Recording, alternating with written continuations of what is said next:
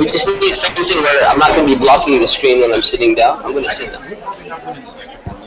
For what? What's that? Okay. Did you start the thing already? Yeah, I did. So because there's live stream, people, there's 6 people already. Yeah, why is there no video?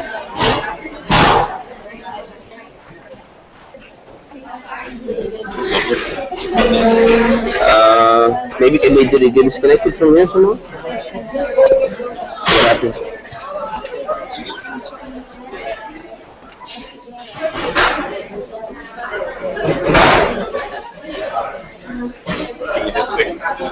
What? Is it working? No, the video is not working. Was it working when you were testing it initially? At all? It's because the camera wasn't on all the way yet. Maybe it was plugged into the wrong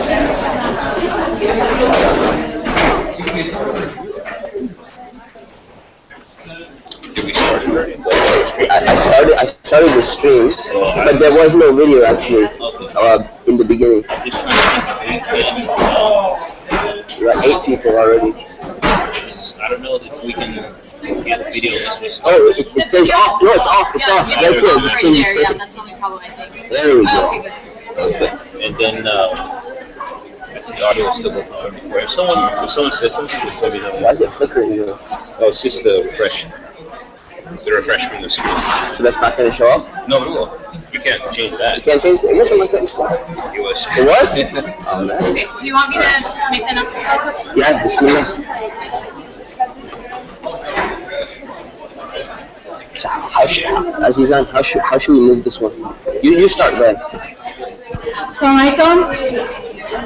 Assalamualaikum. So just some really quick, can everyone hear me? Okay, I think you can hear me now. Quick housekeeping announcements. First and most importantly is payments and waitlisting students. So because we're at a full capacity, we do have a waitlist. And I am basically going to be going into the system manually and dropping all the students who have not paid tomorrow morning. So if you haven't paid, pay right now outside or during the break, or go home and pay online via PayPal if you don't have money right now. So I will be dropping all students tomorrow morning, so you have a good, what time is it? You have a good 12 hours notice. And waitlisting students, please show up to class for the first 2 weeks until you get in. If you don't get in, then we're full, and unfortunately you can't take the class with us this quarter. That's the first announcement. Second announcement is that there's a student handbook waiver that we want everyone to sign. It just means that you've read through the handbook and you understand the new policies and updates that we have to our classes.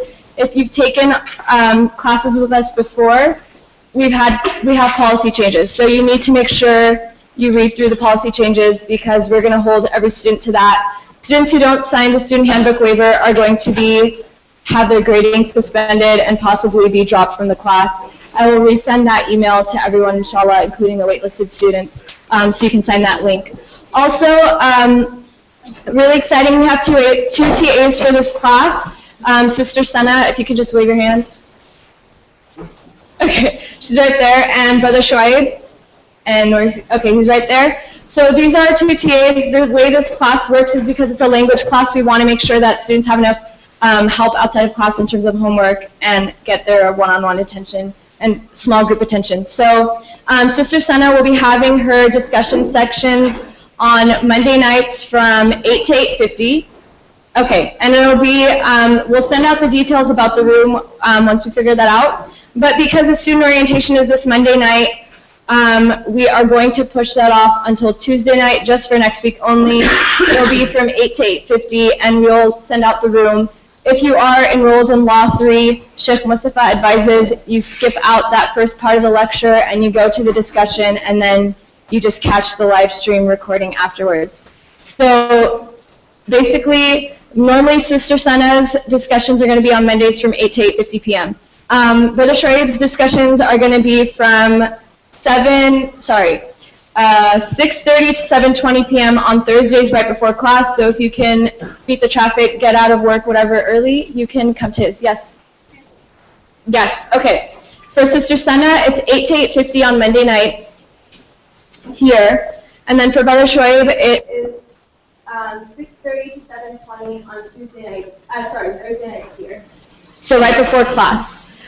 So this is a way, if you're already coming out here, if you can manage to make it out a little bit earlier, then you can get his help. And also, discussion sections are not mandatory, but it's probably the way that you'll be able to learn the most. So we highly, sorry, I think that's the mic. No, it's not. Oh, okay. So we highly recommend that you come to them. I think those are all the announcements I had to make. Also, if you haven't paid, you're not going to get added to the Canvas website, so please make sure you have paid. If you haven't gotten a Canvas invitation and you think that you've paid, then please see me outside at some point before 10 p.m. Yeah, yes. Why do you think they'll be there? I think Sheikh Mustafa will, yes, explain that. I'll explain that. Yeah, okay. I think that's it. Okay.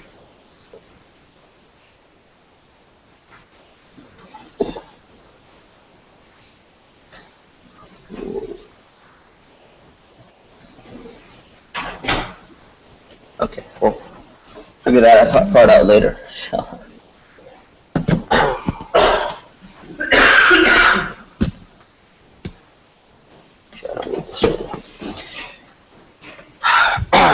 Assalamu alaikum wa rahmatullahi wa barakatuh. Before we begin, for those of you who are live streaming, just so you know that CIS actually does start at 7:30. That's our standard time for starting the class, and we usually are very punctual on starting time. But for those of you who are different time zones, like in Canada and New York and other places, we actually have our Isha prayer right now in this season at 7:30. So the classes are still going to say 7:30, but in reality they're going to start about 7:45 because we're actually praying Isha, and it kind of depends on which surahs the Imam is going to choose to recite as well. So please bear patiently with us on that. So you could probably time yourself about 7:45. We should be getting the class going, inshallah. So let's begin. Bismillah, alhamdulillah, wassalatu wassalamu ala rasulillah wa ala alihi wa sahbihi ajma'in, amma ba'd. So as you can see, this class is an introduction to Arabic. It's part of our College of Islamic Studies, and we're going to jump right into it. Okay. If my clicker works, which, is it working? There we go. Slow. So, what is this class about? This class obviously is about Arabic, but why do people learn Arabic in the first place? Right? Does anyone want to shout out some ideas? Why are you learning Arabic? Yes. It's a language of the Quran. Anyone else? Cultural reasons. Communicate with Arab people. Right? Arab people are cool. I want to communicate with them. Right? What else? Any other reasons why people are learning Arabic? It's sunnah. It's something like that, right? Okay, we'll you take the Islamic Law 3 class, and then we'll be able to dissect whether that statement is true or not. Anyone else? Okay, these are some of the reasons, right? There are many reasons why people try to learn any type of language, let alone Arabic. They learn for cultural reasons, for political reasons, for academic reasons, meaning they need to get their PhD, or they need to, do some research in another language, so they'll learn that. Or for religious reasons. And this class, or at least the book that we're using, that I'm working on at the moment, we've been working on it for about 4 years now, the book is going to be called Islamic Arabic. And the reason why it's called Islamic Arabic, because it assumes that the main reason why you want to learn Arabic is for religious reasons. It's for reasons to understand what Islam is.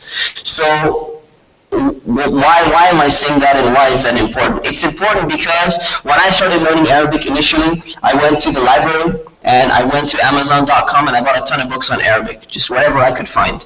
And most of the books that I found were learning Arabic for cultural reasons. And what you find is that even if you attend, if you've ever taken a class, an Arabic class at a university, has anyone taken an Arabic class at a university? You have, right? Most of you have studied this book called Al-Kitab fi Ta'allum al-Arabiyyah, right? And most of you notice that in chapter 1 or 2, one of the first words that you learn is Al-Umam al-Muttahida, right, which means United Nations, right? And it's actually very complex sentence construction, This is not a simple thing. 1, it's feminine. 2, it's a plural. 3, it's a construction. It's 2 words tied together. And 4, it actually has, adjectival agreement, which is not plural with the singular. Those of you who know what I'm talking about, you understand. This is a very impractical word to introduce on day 1 or day 2 of an Arabic class. But the reason is because the United Nations, if you look at most commonly used word lists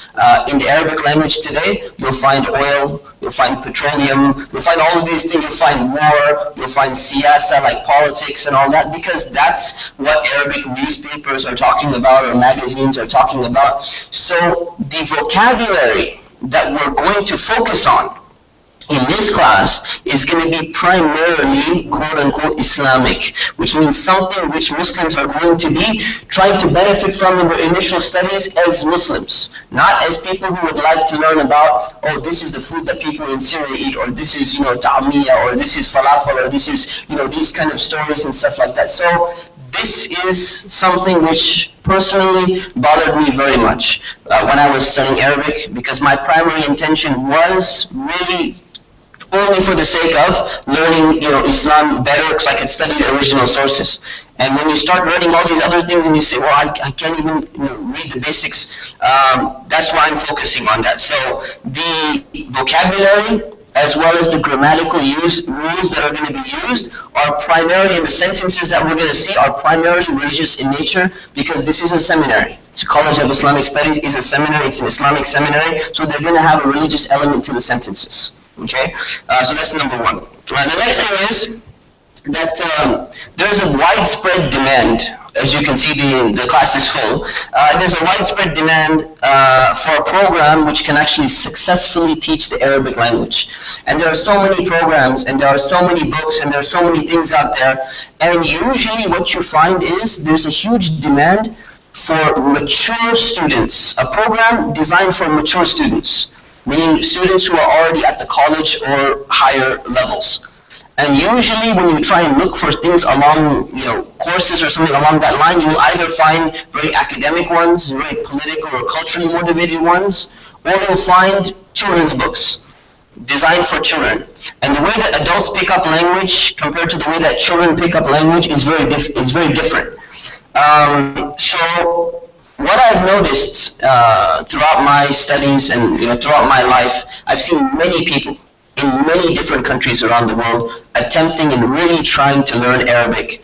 And there are so many of them who they went, traveled over to this country, traveled to that country, enrolled in this course, and they ended up failing.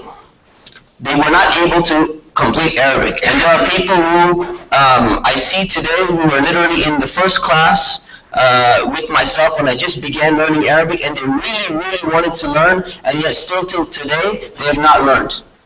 And the question is why? Is it because they're intellectually deficient? No, these are people who literally graduated from law school. They graduated from medical school. Okay, they're scientists, they're engineers, they can study particle physics, they can study so many different subjects. They're very bright, they're good students in the class. But when they came to trying to learn Arabic, for some reason, there are many reasons why, but they failed. A lot of them failed. Even ones who traveled overseas, they went, they were really zealous, they had this idea, I'm going to go do it, I'm going to do it. And then after like a few months, they ended up coming back, or after a year, they came back, and they really didn't really accomplish what they set out to achieve in the first place. So, from an Islamic perspective, whoever tries is going to receive the reward from Allah subhanahu wa ta'ala. So even if you try your best and you're not able to do it, you're going to get rewarded by Allah for the effort that you put in. But learning a language is not some kind of secret science, right? It's not some kind of thing that only a few people can really figure it out or master or something like that. So you can actually get the fruits of knowing the Arabic language in this life as well, and that's my hope, and I'm pretty confident about that. So why are there so many Muslims who tried, and they're trying on a regular basis, but they're failing? And they're trying and they're failing. Well, there could be one of two reasons. This is my theory. One of two reasons why they fail. The first reason why they fail is because they have a desire to learn Arabic, right? But they lack the discipline and the dedication to study a subject outside of a professional school environment. Meaning when they were in medical school and when they were in law school, sometimes they didn't feel like studying, sometimes they didn't feel like doing it, but you know what? There's pressure on the outside. How are you going to support a family? What are your parents going to say? What is your bank going to say when they decide to collect the loans that you took on and all of that stuff? There's this pressure coming from the back. So they ended up finishing and they did a great job and they're very intelligent people. But when it comes to studying something outside on the side that you say, this is for my own, religious fulfillment, spiritual fulfillment, I want to learn, I want to understand Islam, I want to know what I'm saying in prayer, all of that, sometimes that motivation goes up and down and there's no other outside pressure that's going to come and push you. And I think that's one of the reasons why a lot of people fail to learn. Because they had that desire, but the desire was like, if you ask any random Muslim on a Friday, when they're walking outside, how many of you would like to learn Arabic? Everyone's going to raise their hand. And you say, well, we got a class tomorrow. Oh, sorry, I got to go to the park. Or, I have a Disneyland, planned trip or something like that. So the thing is, this is one reason, and in reality, no matter what style we teach, there's nothing that can be done to rectify that. That self-discipline is going to have to come from yourself. But there's a second reason why I think people have failed. And the second reason is because the methods through which they were taught were inefficient or they were impractical in their initial stages of study. And many people are very pragmatic thinking people. They want to see some results in the first 3 months, or in the first month, or in the first 2 months, or at least 6 months. And if you don't see some practical results, you say, you know what, where am I going with this? Right? This is not taking me anywhere. So there's another method that many people have attempted, and so it's known as a traditional method, although I don't believe that to be so. I'm not going to get into a debate on that. But if you start from a method where you focus 100% on mastering the grammar, and not so much on practical application. The people who have that mentality, that pragmatic mentality, I want to see something in the first 3 months, otherwise I'm going to start getting depressed, I feel like I'm not getting anywhere, those people are usually going to start dropping out, and they're not going to be able to continue. Although they're very capable people, and they're very dedicated people, this is one thing that they have. So obviously you can say, just if you had patience a little bit more, it would be fine. But instead, in order to rectify that little problem that many people are facing, what we're going to do in this class is we're going to try to make everything as hands-on as possible. And teach in a way where you are going to see concrete results in what we're saying that you're going to be able to do. And I'm going to explain what the goals of this class actually are in the first place. All right, so keep that in mind. Why learn Arabic? Okay, so we talked about that. First of all, knowing Arabic. I want to make this very clear. Knowing Arabic is not a prerequisite to being a Muslim or to even being a good Muslim. Okay, it's not a prerequisite that you have to absolutely know the Arabic language. In fact, you can practice Islam in its totality without knowing much of the language at all, for the most part, outside of prayer and all of that. But why do people really learn Arabic for Islamic reasons? It's because the Quran was revealed in Arabic.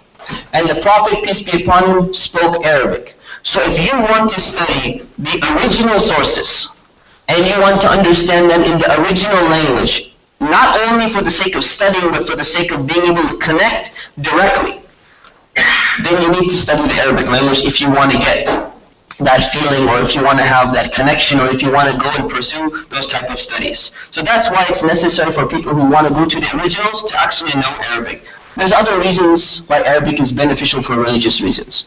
There have been many books written in the Arabic language on so many subjects, but particularly we're concerned about Islam, and Islamic law, on the life of the Prophet, on hadith, on commentaries on the Quran. All of this literature, the most literature that's been produced in any language has been in the Arabic language, obviously, right? For pretty obvious reasons, which doesn't require too much elaboration on that.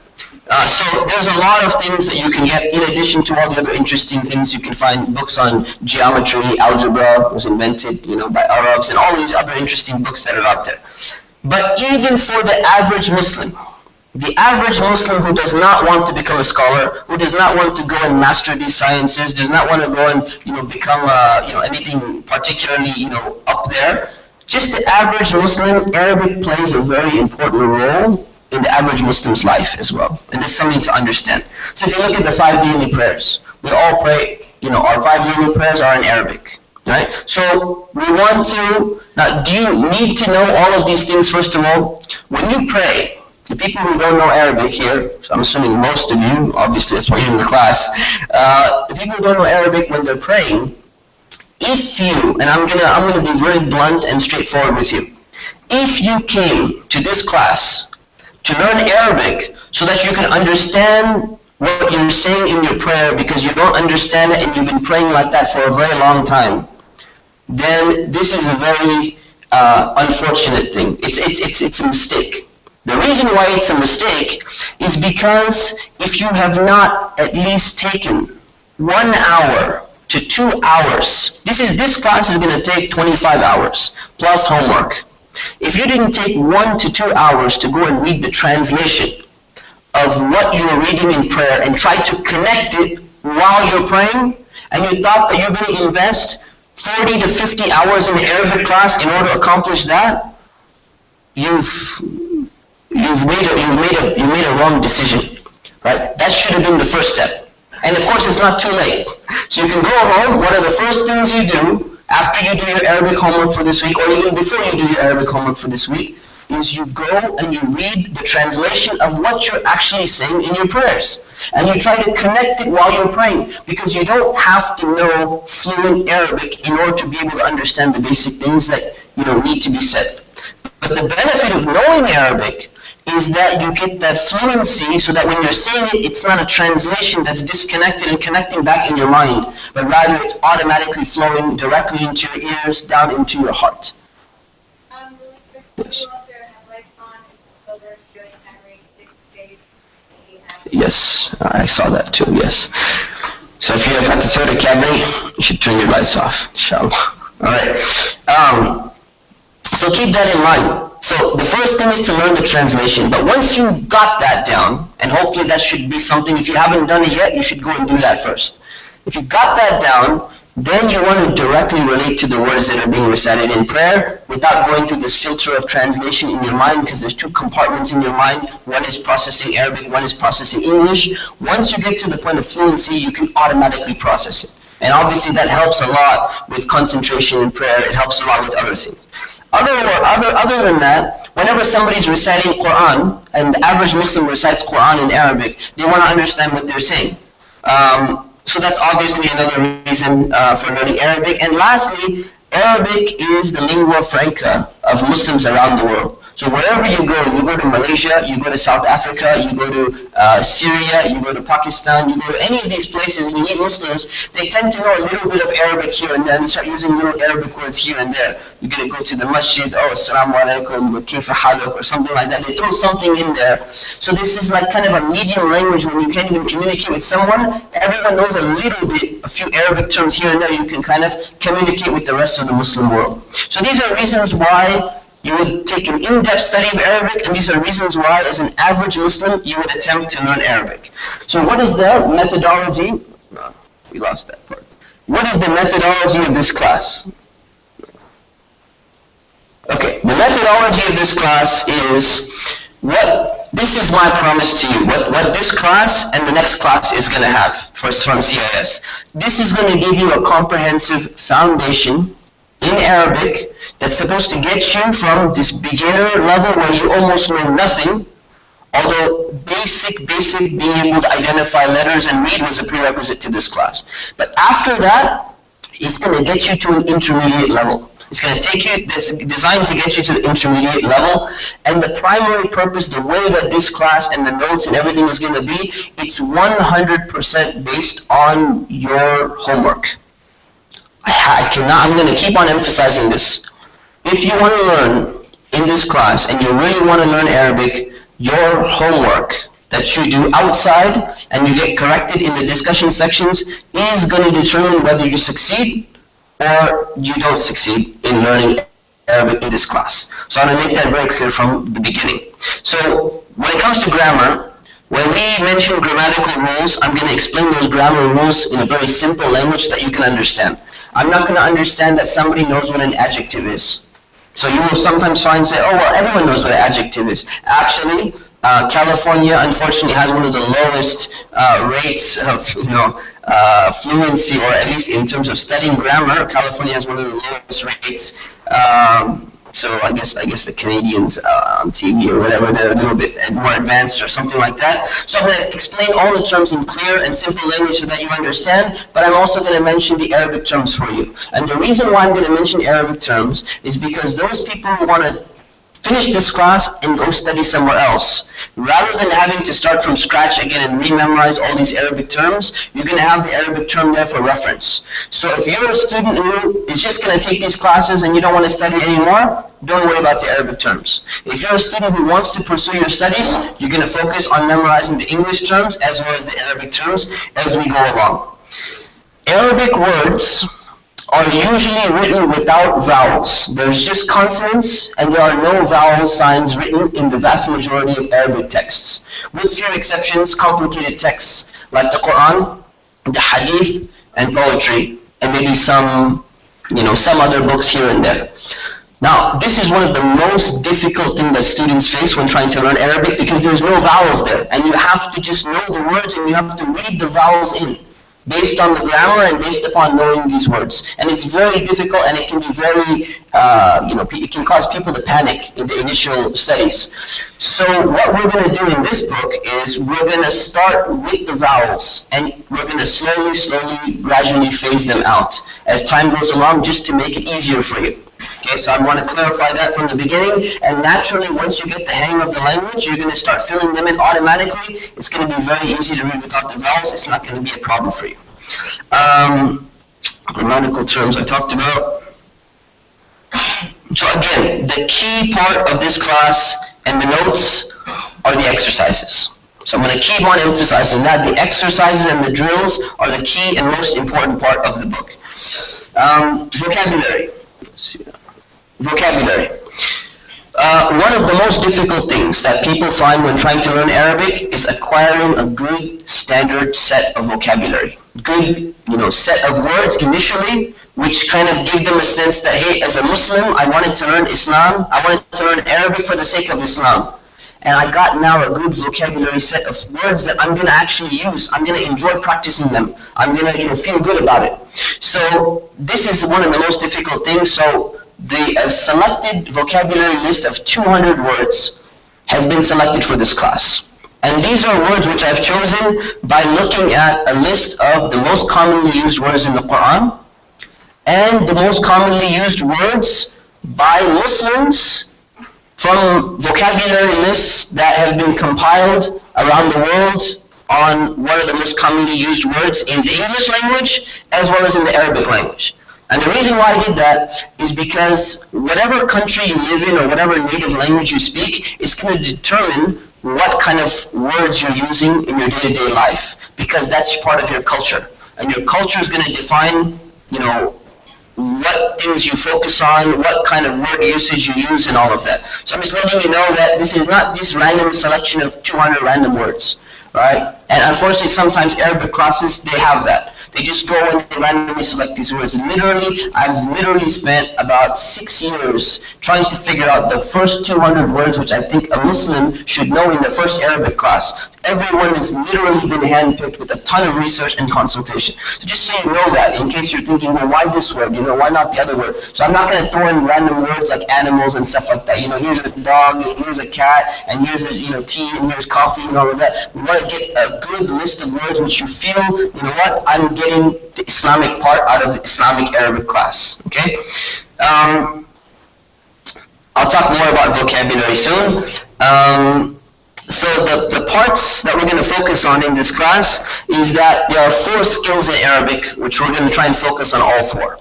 That is reading, writing, speaking, and listening. These are 4 skills, and they're 4 independent skills, and you have to understand that. Okay? So we're going to focus on all of these, and there's this idea I'm not going to delve too much on this because we need to get started. But there are sometimes people will argue that, you know what, Muslims should only try and focus on reading Arabic. Speaking is really not important. Listening is really not that important. Writing is really not that important. And in the book, if you're interested, just go ahead and read the notes. The notes will explain to you how to respond to that argument and why it is important. Okay, but due to time, I'm just going to skip that. It is very important. And some people say, well, writing is not too important, or something along those lines. All 4 skills are important to have down in order to attain a level of fluency, so that Arabic becomes natural for you, and you're not translating back and forth. If you look at the average academic or the average Orientalist, who's an academic who used to be called Orientalist, they study Islam and they study Arabic language, the way that they learn Arabic is through this translation method. And that's how I initially learned as well. But what happens is you don't get the natural feel for the language because it's not really registering. You're kind of translating in your mind back and forth, and that is not a very healthy, I'm not saying healthy, but it's not a very good way to learn. So we're going to try and focus on all 4 skills in order to give you a fluency. So if you say, well, why am I writing? I don't care about writing. I don't want to write any letters in Arabic. I don't want to write any essays. I'm never going to go and submit a paper in Arabic. I'm not going to write anyone a letter. I'm not going to write, my wife or my husband a letter in Arabic or something like that, telling them, how I miss them or whatever. I'm not going to use this at all. So why in the world am I have to write? You have to write because it's going to give you this fluency in Arabic, which is going to make the language natural for you. And that's the reason. So have patience with it and stick with it. The 2 skills, we talked about 4 skills. Reading, writing, speaking, and listening. Reading and listening are 2 skills which are input skills, right? Which means you're taking Arabic and you're inputting into your mind, you're trying to understand what it says. And writing and speaking are output skills. And you have to understand that the way your brain works and the way that human beings work, these are 2 different skills. And when you focus on one, the more you practice output, the more, let's say the more you practice writing, the better your speaking becomes. The more you practice speaking, the better your writing becomes. But that does not help with your input. So the more you practice reading, the better your listening comprehension becomes, and vice versa. So you have to understand that if you are not putting enough emphasis on one or the other, you need to at least put emphasis on one output skill and one input skill. So if somebody says, well, you know what, I thought we would be speaking more in class. Realize that the fact that we're writing more in class actually helps you to learn speaking in the end of the day. It's actually benefiting you because it's an output skill.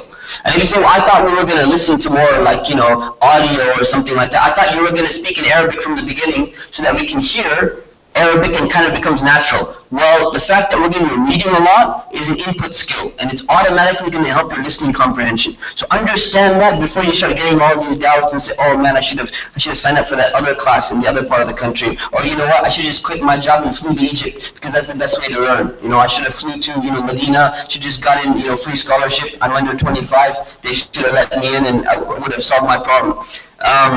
No, that's not necessary. You don't get these thoughts, okay? So that's why I'm giving you a little bit more here. Last thing is, someone may argue that, you know what? Why are you teaching us all these Arabic words? I only want to learn words which are in the Quran and words which are in the Hadith.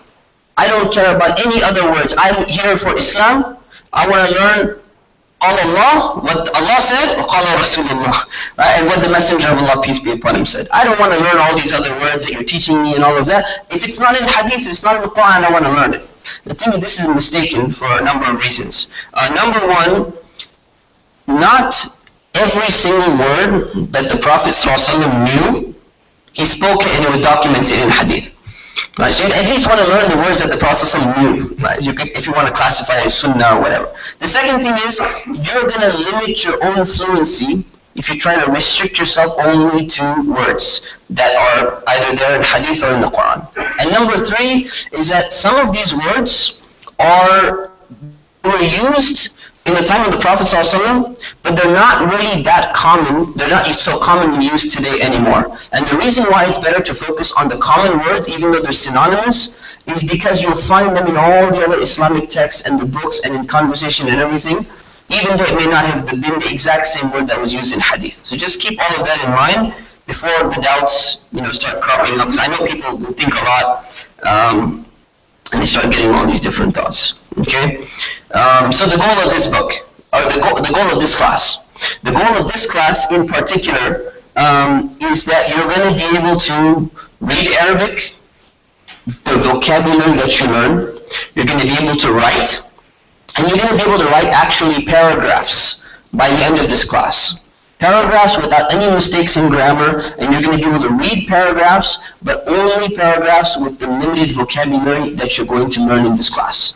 So if you go and you finish this class after 10 weeks, and you pick up Sahih al-Bukhari, and you pick up the Quran, and you start reading from surah, whatever, Baqarah or something, you start reading, you say, I took a 10-week class and I still can't read it. Okay, that's because you learned 200 words, a little bit over 200 words. Okay, do you know how many different words there are in the Arabic language? Okay, in terms of roots and actual words, there's a dictionary called Lisan al-Arab by Ibn Manzur. It's one of the popular ones. There are 70,000 words in that dictionary. Okay?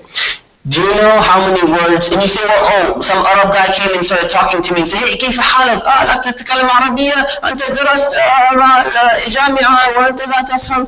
And you're sitting there like, oh man, I took a class and I didn't learn anything.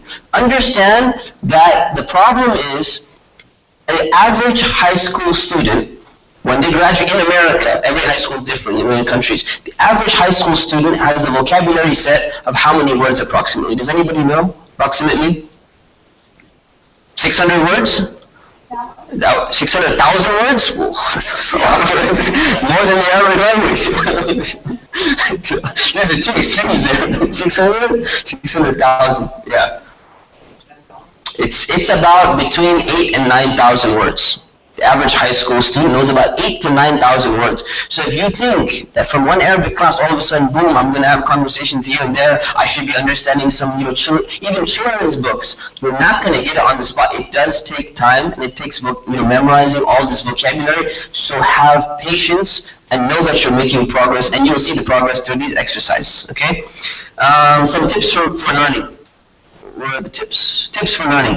Okay, memorization. One of the most difficult things to do when learning a language, especially Arabic language, is to memorize the new vocabulary words and actually remember them. I don't know what you mean. There's a difference between memorizing and then retaining.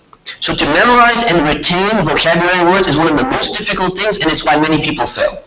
And I'm telling you right now from the beginning, if you don't memorize your words every single week, you're neither going to pass the class nor are you going to learn Arabic.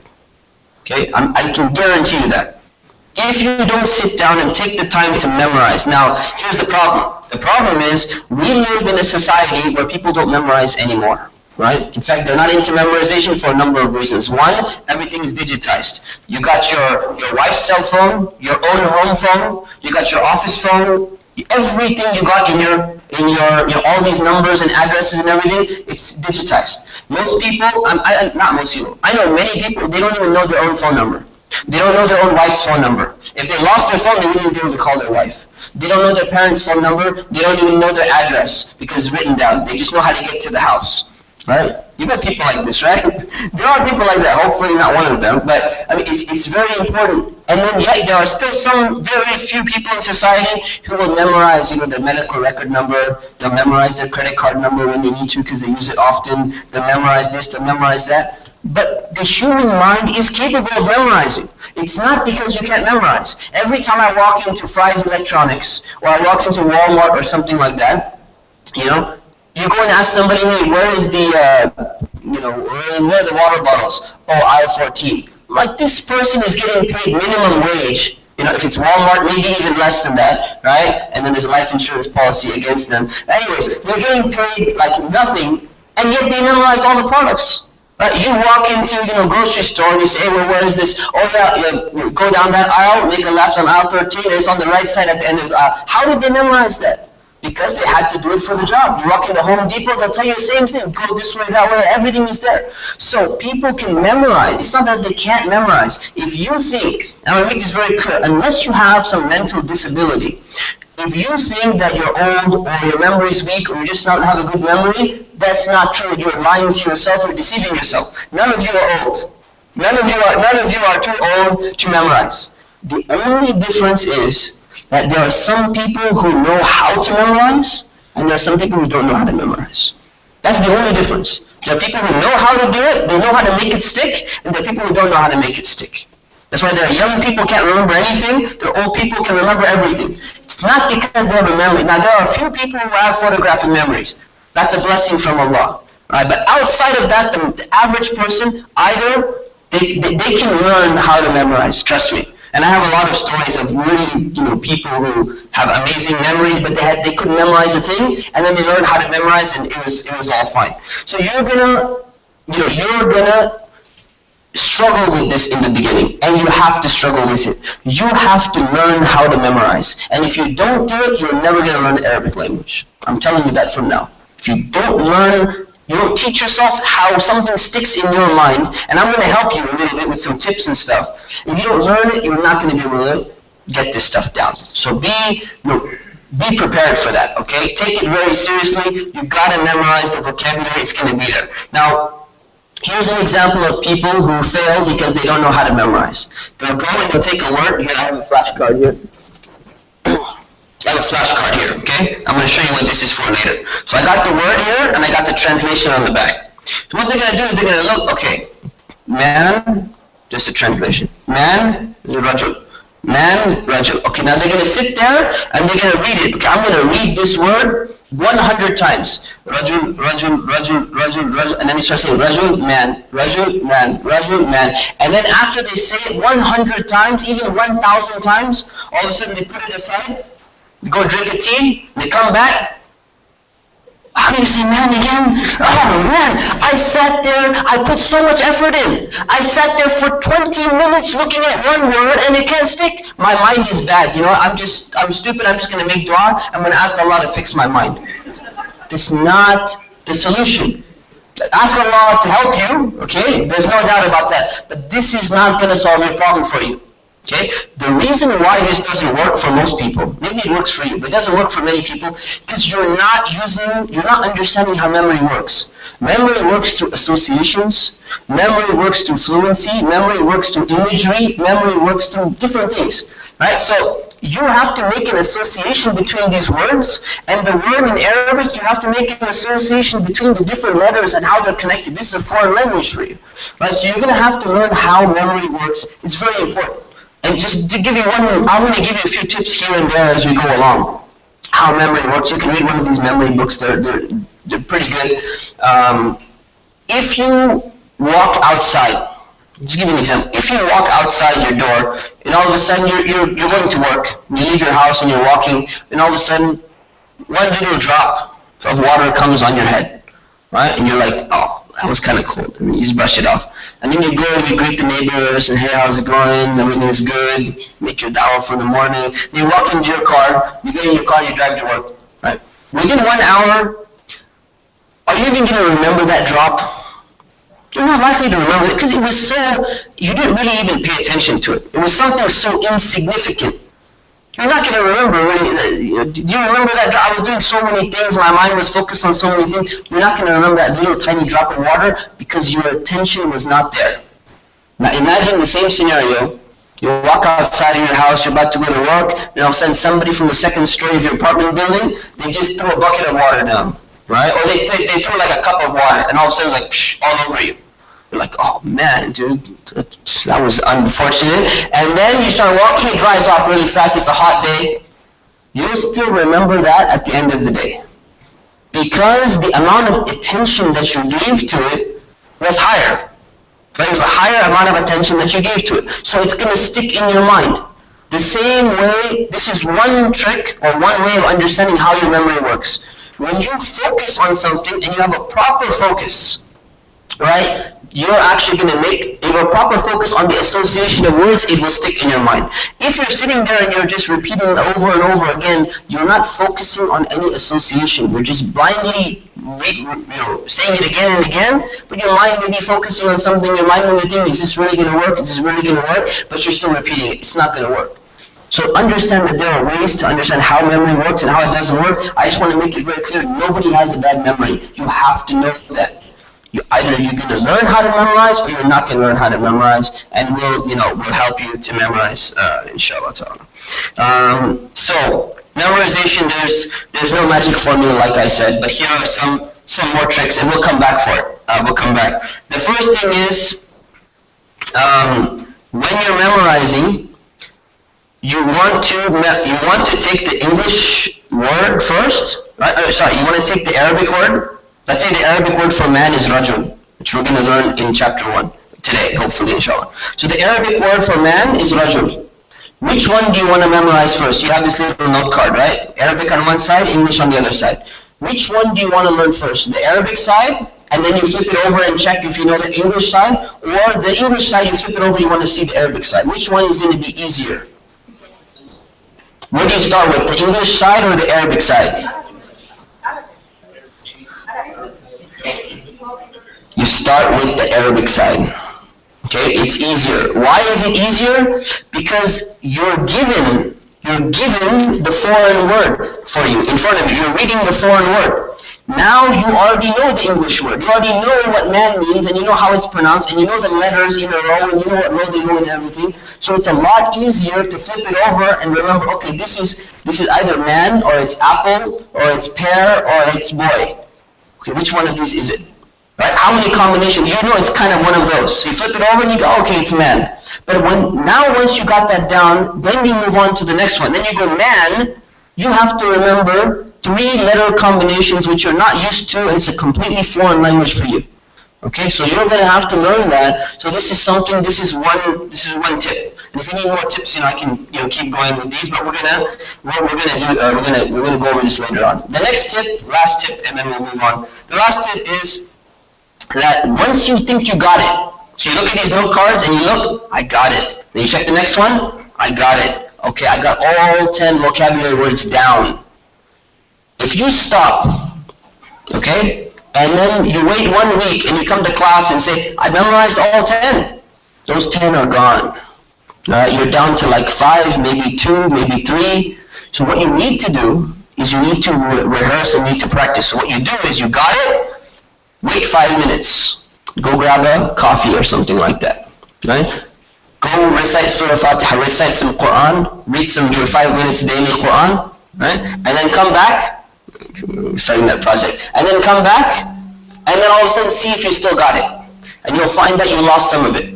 And then what you do is once you got it again the second time, it takes a little bit more effort, you wait another 30 minutes, and you see if you got it still. Every time you re-memorize, it's easier to re-memorize. It's a lot shorter than it was the first time. Okay, so these are some more memory trips, and we'll talk about that a little bit later. Lastly, mistakes in exercises. When you're doing the homework, I want you to understand this. When you're doing the homework and you make mistakes in the homework, and you're sitting there in class, or when I'm calling on you, which I'm going to do, and you're like, oh no, there's so many students in the class, why do you have to call on me? No, I don't want to be called on. So the more mistakes you make, and you understand the reason for the mistake, the better it is. Trust me, the better it is. It's better than someone who kind of guesses, or has like, I'm 90% sure, and they guess right. Great. But you know what? They don't know, sometimes they don't even remember what they guessed. Right, so they're going to go and they're more likely to make that mistake again than the person who made the mistake on the spot and got caught and then looked at it and said, oh, I figured out where I made a mistake. So don't be afraid of mistakes. Okay? The more mistakes you make, the less likely you are to make those mistakes in the future. So this is the time to make mistakes in class, during homework and everything. The time to not make mistakes is on the midterm and the final exam. That's the time when you should not be making mistakes. Otherwise, be happy and content when you make a mistake and you understand why you made the mistake. Okay, so don't get panicky. Don't start going, oh no, I'm so bad or something like that. No one's expecting you to learn it on the first shot. When I teach you a rule and say apply it now. In mathematics, you don't get all your homework right?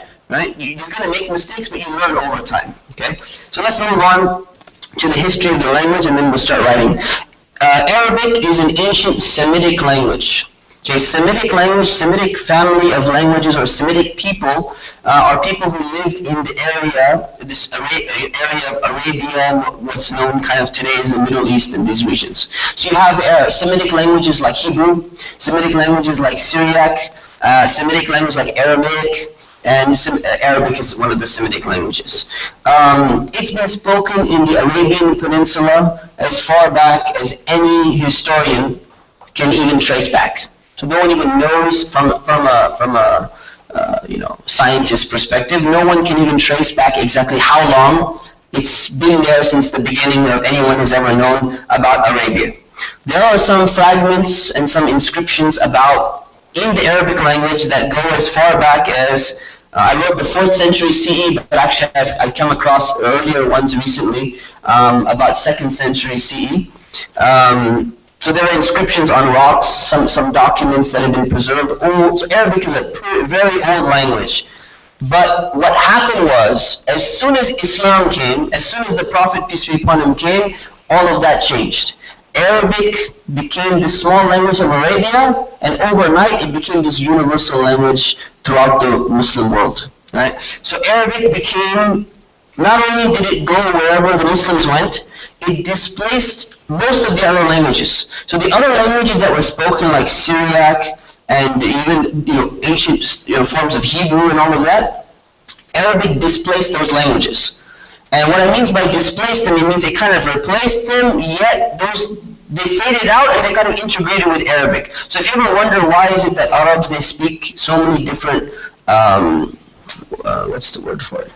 Dialects, yeah. So many different dialects, and there's so many different words out there and everything. A lot of the theory is that a lot of these dialects are coming from those other languages, the family of languages that kind of absorbed themselves into the Arabic language in the first place.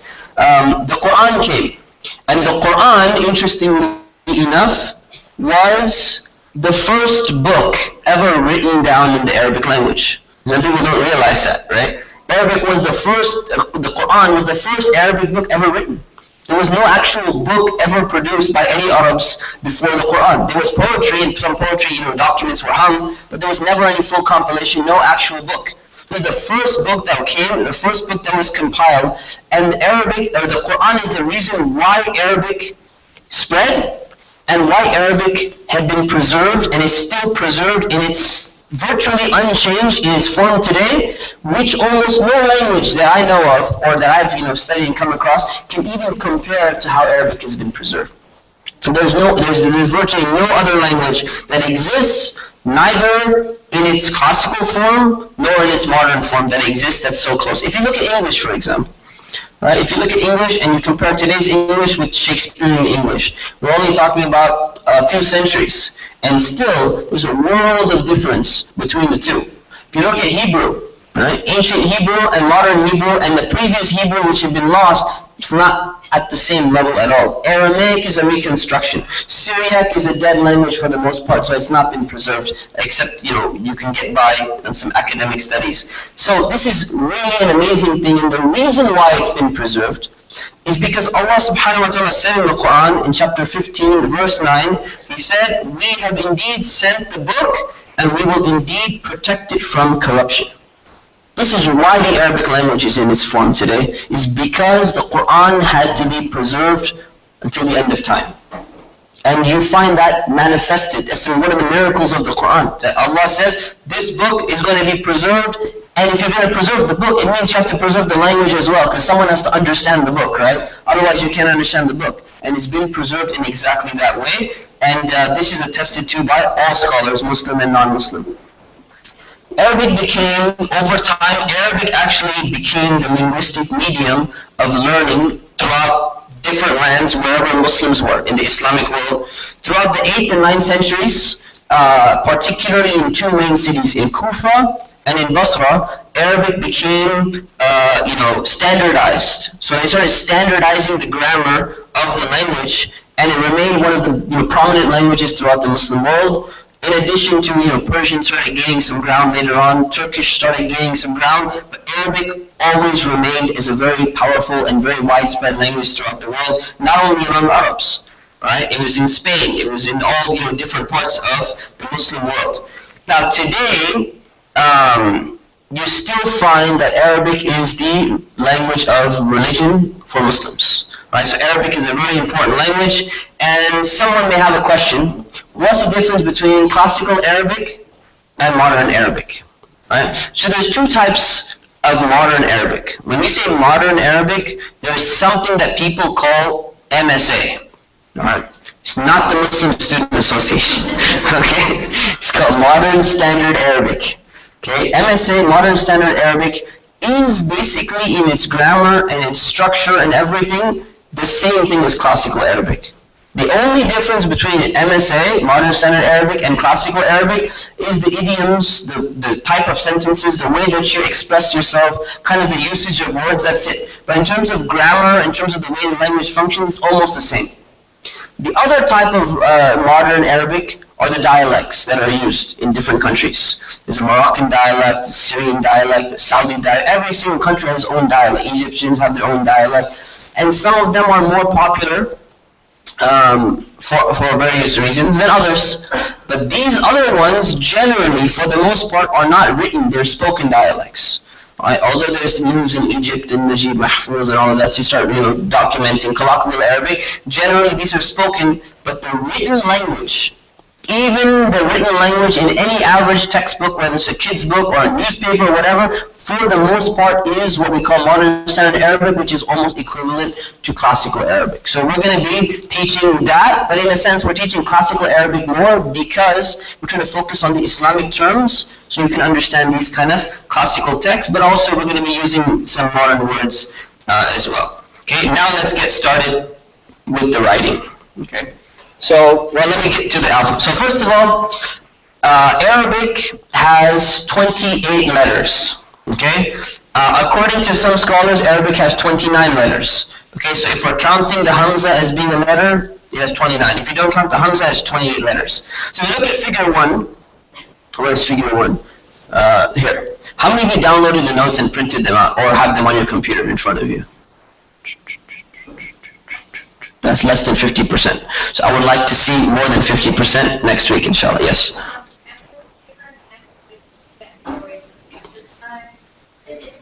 So there are paper and pens being passed around.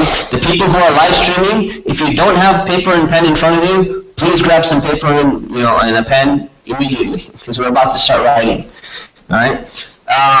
So remember, every week you should try and have the notes in front of you, either on the computer.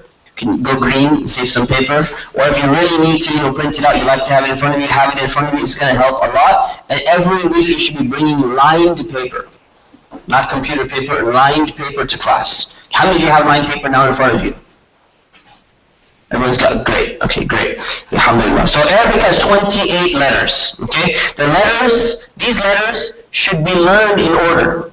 Now sometimes, there's a debate among students, I hear it sometimes, well, why learn them in order? What if I just know them? I don't have to memorize them in order. I can identify them. The thing is, if you want to use a dictionary, you need to learn them in order. It's a simple argument is finished, right? So the thing is, let's go through. The prerequisite of this class is that you're supposed to know the letters before coming in. So I'm going to assume that you do know the letters. If you don't, and you're really fast and you can catch up immediately, catch up. Inshallah. So we're going to go and do a quick run through the test, starting from my right and moving all the way down, and everyone is going to get a chance to be called on for something this class. So don't worry. So we're going to begin with the letters. Now, what I want you to do, in order to help yourself, I'm going to do this for everybody. Before the person says a letter, or before I give you an answer, when I ask you, what is this, before I give you the answer or someone else gives you the answer, I want you to say the answer, silently whisper it to yourself in your own mind, and then you're going to hear the answer and it's going to correct you whether you're right or wrong. Now this is very important for learning, because if you just sit there and say, oh, I'm just going to listen, and you listen to someone giving the answer, you missed out on a beautiful opportunity to actually get some practice right there on the spot. When you say the letter, and you say, okay, what's the first letter? And someone says, oh, that's a ta, in their mind. And all of a sudden the guy goes, no, it's a ba. right? And I hope you're not going to say that. But it's about, and you're like, oh no, okay, my mistake. But you catch yourself and you realize, oh, but if you don't do that, and you sit there and say, oh yeah, I know, and then all of a sudden the guy goes ba, and it's a ba, and you're like, oh yeah, I'm pretty sure that's what I was thinking. But you weren't thinking at all. You were just sitting there waiting for the answer. So trust me, make use of this time. So I'm going to give 1 second pause before every single thing. So say it in your mind before someone else says it, and then I'll repeat what they say. Ready? We're going to say the alphabet. Go. Alif. Ba. Ta. Tha. Jim. Ha. Kha. Dal. Zal. Ra. Good. Is everyone saying it? I don't see lips moving here. No, after Ra. This one.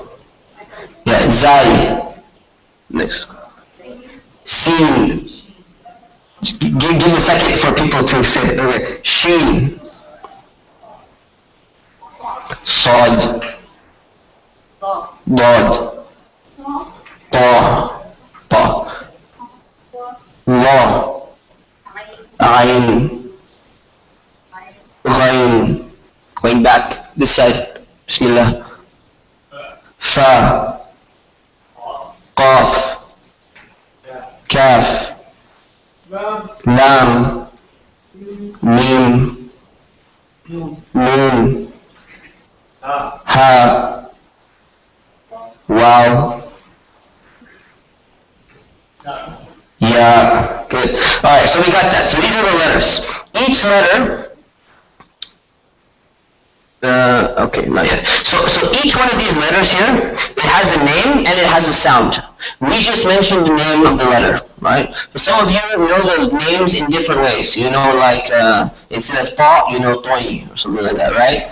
Or instead of zai, you know like ze, something like that. So you can. If you want to modify these things, is great. If you don't know the names of the letters correctly, but you kind of have this, different Persian style or Urdu style of the letter, it really makes no difference in the end of the day as long as you can pronounce it correctly. Okay, but memorizing them in order. Okay, so how many of you got them in order now? If I remove this, how many of you can actually do it like the English alphabet? A, B, C, D, E, F, G, H, I, J, K, L, M, N, O, P. You can do that in English, right? Can you do it in Arabic? Okay, this is homework number 1 for you. So write down. Homework number 1, memorize the alphabet in order. Alif, ba, ta, tha, jim, ha, kha, dal, za, ra, za, sin, shin, sad, da. And there's nice little YouTube videos that can help you memorize it. It makes it into a little song. Right? There's even one guy, he sounds like Zayn Bika, he's actually doing it. It's really nice. I don't know if it's him or not, but it's not him? It's not him, okay. Some people threw out a video one time. They said, oh look, Michael Jackson accepted Islam. And it was Zayn Bika singing a song. I don't know if any of you got that. Anyways, so memorize that, okay? If you look at these letters, where are these letters? Okay, some of these letters sound like English, so it's very easy to understand. What letters sound like English? Ba, Jim, Dal, Dal, Ra, Zai, Sin, Shin, Fa, Kaf, Lam, Mim, Nun, Ha, and Waw. They sound like English equivalents in terms of the sound. The other ones don't sound like, for example, Kha does not sound like anything that's equivalent in English. So you really need to look at these letters, and the best way to pronounce these letters is to learn the art of tajweed. There's actually an art that's known of how to pronounce the Arabic letters correctly, and this is part of the science of tajweed. It's very important, to go and do that, but you need to practice with somebody. So we had another class regarding that. If you don't have it down, you don't need it for this class, but it's good to do anyways. Alright, so let's take exercise number 1. So this is exercise 0. Technically we're in chapter 0, because this is an introduction to reading. So now we're going to go and we're going to see if you can get the letters out of order. So where did we stop? Who are we on? Bismillah. Okay, so now we're going to go. And everyone is going to be saying it themselves in their mind first. Ready? Go. Zal. Dod. صاد ثاء قاف فاء غين عين هاء. I didn't hear anything. Oh, we're back. Okay, brothers, come on, man. I know you can't see over there, but still. Bismillah. Kha. Okay, I got lost here. Okay. Ha. Jim. Dal. Shin. Sin. Sisters? Okay. Ya. Ba. Lam. Alif. No, this one right here. Ta. Noon. Mim. Kaf. Ta. Brothers. Ra. Wow. Zai. Wow. Good. Okay, so this is a practice. You know, this is going to be good practice for you to recognize them when they're not in order. Okay, very simple so far. Now we get to writing. Now here's the thing. Arabic writing is the camera live streaming on this too? Okay, can we put it on this one? Okay, apologies to the live streaming people. Now you're going to understand where we are. Alright, so writing. So this chart of writing shows a number of interesting things. The first thing that it shows is these letters right here are the ones we were just looking at. This is the letter when it's written independently. You recognize all these letters, right? You recognize a line next to these letters or under these letters. Now, this line shows you where exactly you write the Arabic letter on the line. So if you look at Jim, for example, you see part of the Jim is above the line, part of the Jim is below the line. Now many of you who knew already the letter Jim, you may not have known that this is how you're supposed to actually write it. So you did just learn something new. If you thought you're not going to learn anything the first day. Did anyone just learn something new, by the way? Okay, good. That's like at least 20, 30 people. Alright, so these you're going to have to practice and practice. Okay, this is not something that you need to memorize. This is just going to flow naturally. You don't have to sit there and try and memorize. Jim is on the line. Jim on the bottom of the line. Okay, 30% on top, 70. Okay, Jim is at 30, 70. You don't need to memorize that. You're just going to practice, and it's just going to come naturally the way you write English. Okay, so this is what we're going to learn. These are independent letters, and some are written on the line, some parts above, some parts below. Sometimes the entire thing is written above. Right, so you're going to have to kind of get used to this. Okay, letters in Arabic are, letters when they're written, they're joined together like cursive. Right, so if you look at cursive writing, you find that most letters are joined, right, when you're writing. But not all of them are joined, right? There are some letters in cursive which are not joined. They're joined from the right side, they're not joined from the left side. Like for example, it's been such a long time since I've written in cursive. What's a good example? The R, right? No, this bad font, Microsoft font is deceiving me. What's a good letter? F? Isn't F connected? Oh, capital F. Okay, capital F, not connected, right? So there's an example. Any other letters? Capital V, oh, just the capital letters? Capital B, okay. So anyway, so you get the point. So it's like cursive. Some letters are written together, some letters are written together. So you're gonna have to look at this chart and you're gonna figure out now. If a letter is at the beginning of a word, not the sentence, at the beginning of a word, this is what it looks like. So if you look at the ba, everyone knows this ba. Now this ba gets cut off from this part, and this is how you write it in the initial part of the word. If it's in the middle, it connects from the right side, goes up, comes back down, and then connects from the left side, it's still got the dot on the bottom. And at the end, it's like this. So this is the chart which, in the beginning when you're writing, you're going to need to have this chart sitting in front of you for like at least the first few weeks. Just look at it, and the more you practice writing, the more it's just going to become natural, it's just going to flow, it's going to be very, very easy for you. Okay, so just keep that in mind, and we're going to be doing a lot of writing. Okay, so now let's start writing. So everyone's got their paper. I want you to write the following letters on line paper, making sure to correctly place them above or below the line. And if you think that the fact that I put this little underscore here helps you, it's not. Okay, because Microsoft decided not to program their fonts. Like, see this fa right here? That's completely wrong. The fa is not above the line, just so that you know. So now we're going to practice. You look at the chart in front of you, and you start writing. Actually start writing, and make sure that your letters are on the right line. So do it right now. All right? And I'm going to do it with you. So hopefully you have this paper in front of you, because I'm going to start writing a little bit too. I have to change the screen.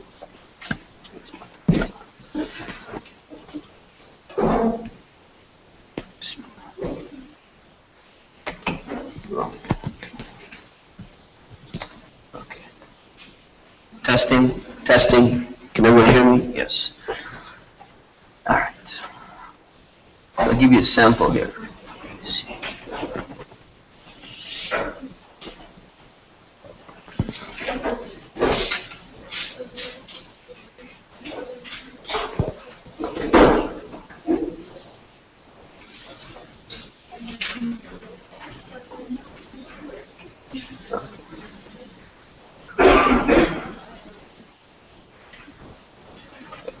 So we're going to have some letters like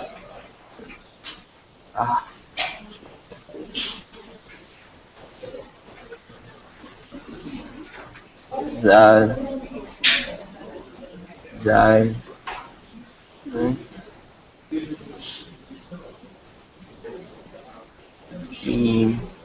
This is my line right here.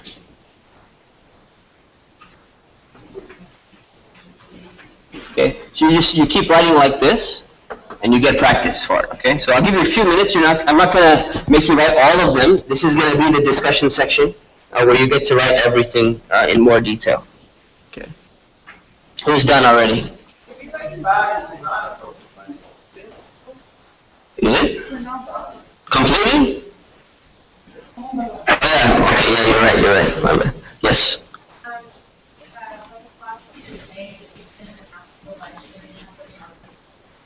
Yes, okay, thank you. The live streamers, people who are live streaming, if you could have the PowerPoint open, if you're in Canvas and if you register for the class, you should have access to Canvas already. You got an email for it.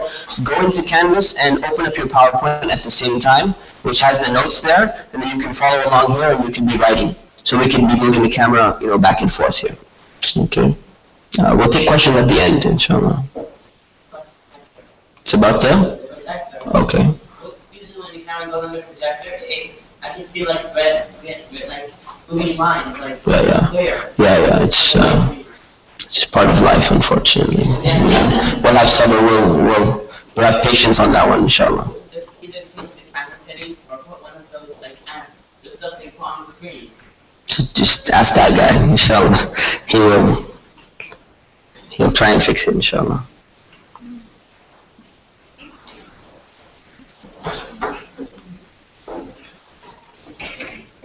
Okay, anyone done? Got a few people done? Okay, good. So that's enough. Actually, this is going to be part of our homework. So you're going to do it again anyways, regardless of whether you finished or you didn't finish. So you're getting a sample, right? You understand where the line is. You understand how the letters are going to be written and everything. Okay? There's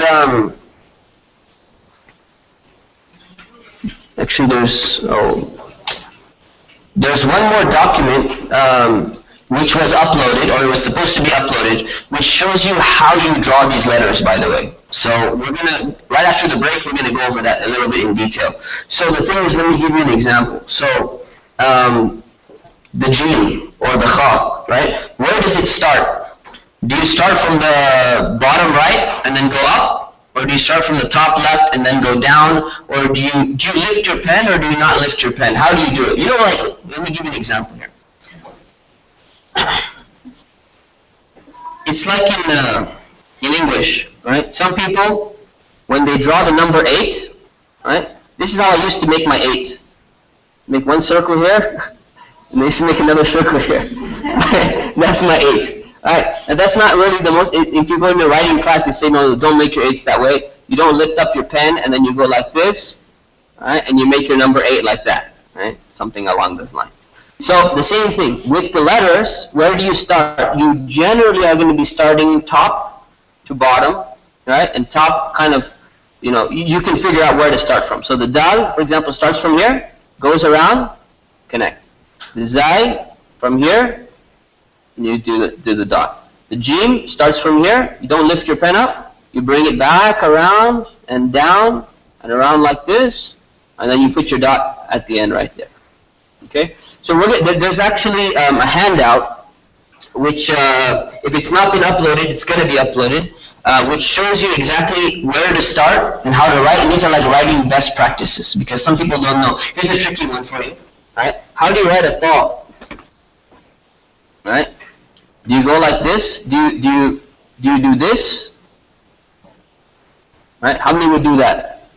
Right? Okay. How about this? Do you go like this? Hold on. And then up. How many of you would do that? Nobody would do that? Okay. That's actually, both of them are wrong technically. According to calligraphers, they're both wrong. So calligraphers say you start here, you make this part first, and then you bring this part down. And I'll show you why once I get this calligraphy pen working after the break. I'll show you why. Okay, so this is the first part. So let's see. Okay, this exercise one. Let's do one more exercise, and then we'll take our break. Sounds good? Alright. So let's learn a few things. Each letter that we saw in that chart, remember the chart? Each letter has an independent form. Right? When the letter is standing by itself, that's the independent form. That's the one we just looked at, all the letters. Then there's the initial form, when it's at the beginning of a word, which we saw. There's a medial form, when it's in the middle of a word. And there's a final form when the letter is at the end of the word. Okay, so these are the four forms of the letters that you have there. Okay? Now, let's take the following letters, and we join the letters together, making sure that they're on the line. So now here are actual words. So you're actually writing your first words, maybe in Arabic, the first time you've ever written them, and all of these words have an actual meaning. Now we're going to take that, and you're going to look at that little chart that you have, and you're going to say, okay, see the first letter, Ayn? It's the first letter in the word. So I'm going to go and look at the column which says the initial position of the letter Ayn looks like this, and I'm going to write it exactly the same way it is on the line, and I'm going to stop my line right there. Then I'm going to look and see the ya. The ya is the second letter, which means there's a letter before it and there's a letter after it. And the letter before it is connecting, and the letter after it connects from the other side as well. So I have to look at the medial form, right? And then you look at the dal and say this is its final form. So let's take an example here. All right, let's take this word, Ayn, Ya, and Dal. So you look at your little chart that's in front of you. Hopefully you have the chart in front of you. All right. So we have Ayn, we have Ya, and we have Dal. Right. So we want to combine these together. So what we do is the Ayn, if you look at the initial form, what does the initial form of the Ayn look like? Okay, we start it here. Draw like this. Looks like this, right? And then what happens? It stops here. Stops. Right? That's what it looks like in the chart. So you say, okay, Ayn is in the initial position. Now the Ya, this letter here, is my second letter. It's going to be in its middle position. So what does its middle position look like? It looks like this, right? So we take this and we connect it to this little thing that we wrote here so far, and we bring this line up, bring it forward, and then we put our little two dots, which you're not likely going to see here. Alright, but here, they're here. We got that? Now we have the dal. We got to figure out where's the dal go. But dal is in its final position, so you're not going to write it like this. What does the dal in final position look like? It's got this little line coming from the right side, then it goes up, then it comes back down, and you make your little dal like that, right? That's what's in the final position. So now we just connect that one to this example, and we bring this line up, bring it back down, and we got Ayn, Ya and Dal connected together in exactly the way they're supposed to be connected together. And this word, you don't know yet, because if I put a kasra here, this word actually is Eid. Right? So it's a celebration. You just wrote your first word in Arabic. MashaAllah, alhamdulillah. Right? And I think if you've done that, then you deserve a break. So we're going to take a 10-minute break, and we're going to convene at 9:20, inshallah. Assalamu alaikum.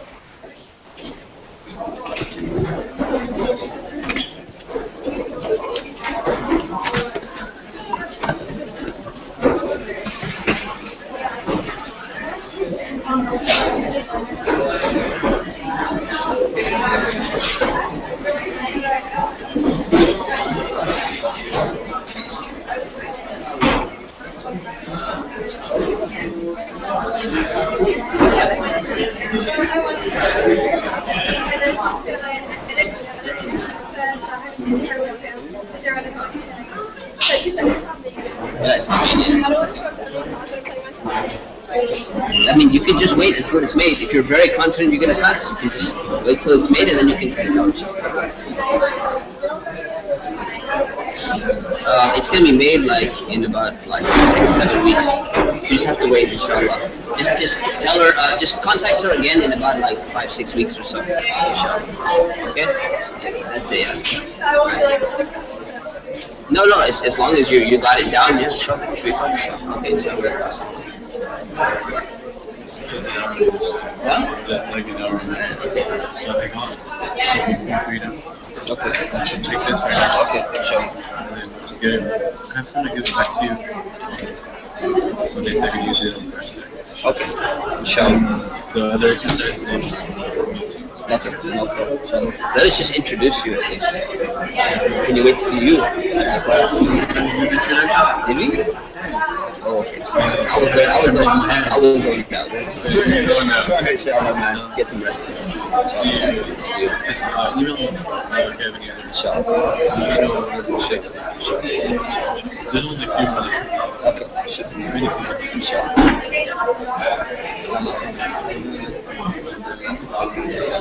Stay on the If you're not enrolled yet, that's fine. Just stay on the waiting list. Keep No, online is also. We want to open it up. No. That was for other students, only from special schools, from other Islamic schools. Yeah. If you wanted to sneak into theirs, you could do that. Inshallah. That would be a tricky way to do it, but it would work. Inshallah. Okay. Let me just note this thing, inshallah. Okay. 2 weeks. She's coming that fast. Long time ago. 2 months after engagement. Oh, okay. Okay. Family visa. Okay. So she's already enrolled her in class. She's enrolled? Yeah. She's doing live streaming? Or she's Probably sleeping right now. She's doing recording. She can watch the recording. Yeah, she recorded too. I'll just Inshallah. let her do that. Inshallah, no problem. And then, inshallah, so she should be fine, right? Yeah, inshallah.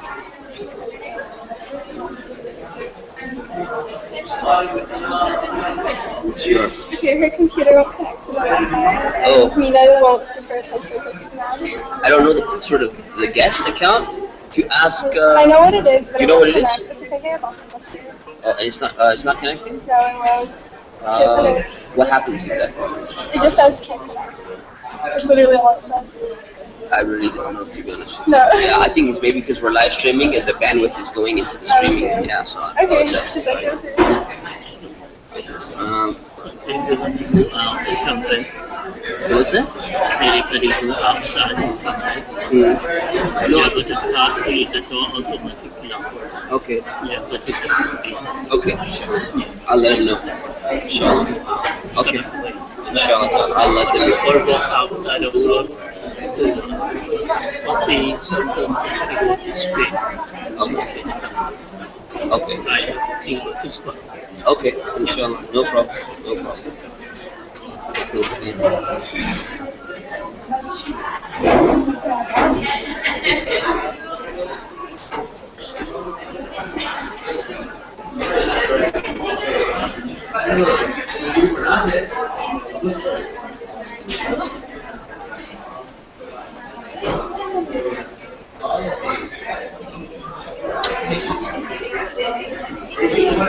Chief,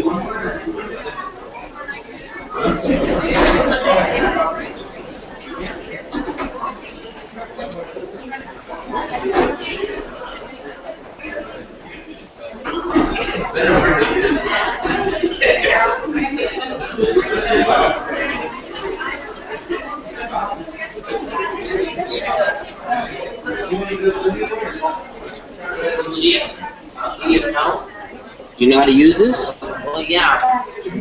What we trying to do? How do I get a normal tip? What's it? Yeah, normal Adobe tip. Wait, the outline is white. I'm just trying to write normally. I don't know how. Come on, the outline is white. Outline is what? Well, yeah, it's white. So how do I get rid of that? Well, just press on the white outline. It's white now. But you got a surface, huh? Yeah. But is it a Surface Pro? Yeah. Too expensive. Yeah, the Surface Pro is like really nice. It's really great. You know,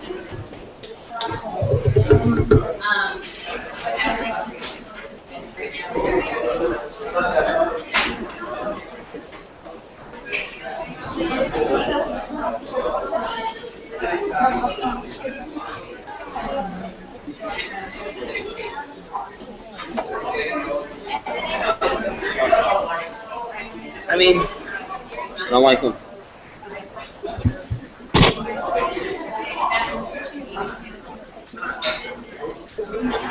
Yeah.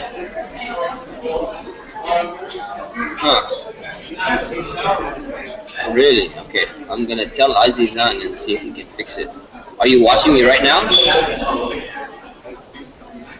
Okay. Let me just test the live stream and see. Okay. It sounds better when I sit down. Can you see me on the phone right now?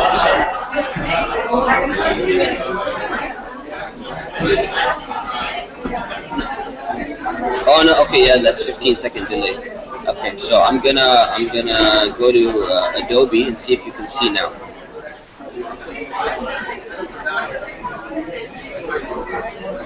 Yeah, I think a lot of it has to do with your bandwidth or something like that. The masjid has to have good bandwidth.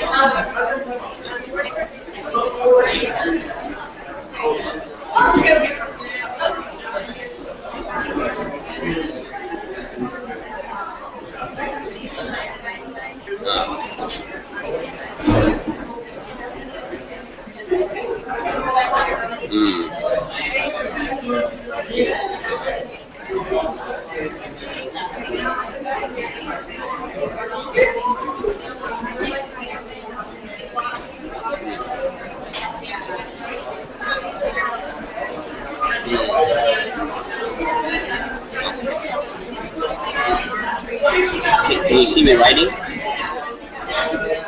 Is it clear?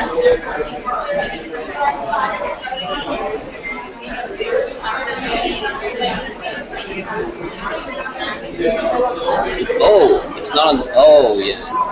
Okay. Yeah, the camera is not low. Okay. I'll have somebody move the camera right now. So, Azizan, can you move the camera on the screen?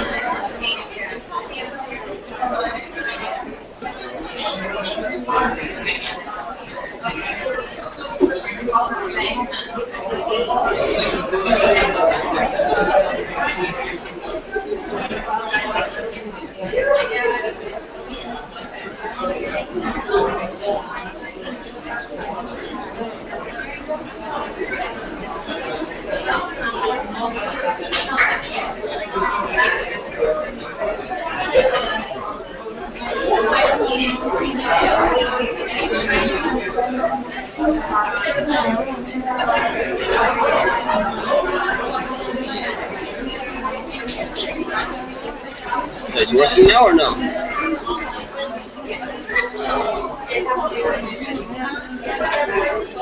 It should be coming in 5 seconds.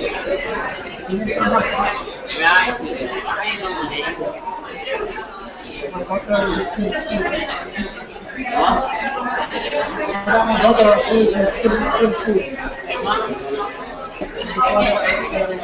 still see me? Oh. Hold on.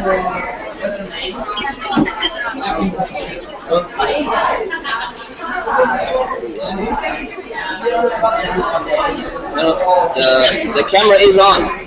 You should be seeing me now. I mean, you should be seeing the screen now.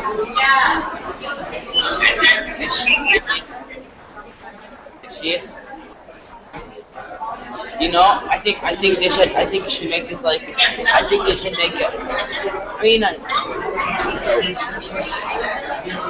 Sorry, yeah, you can see it now?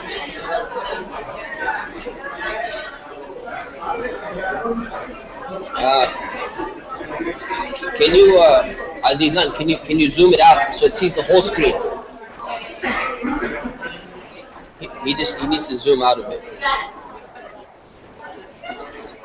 Okay, we're zooming out. Now, in 10 seconds, it should be a little bit clearer.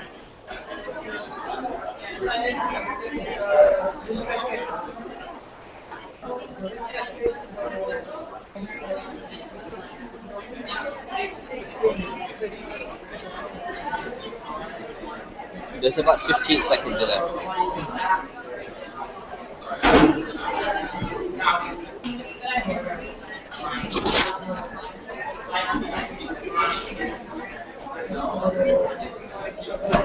It'll be coming. It'll be coming. I'm going to tell you to contact Mina. We're starting again right now, okay? Inshallah. Assalamu alaikum.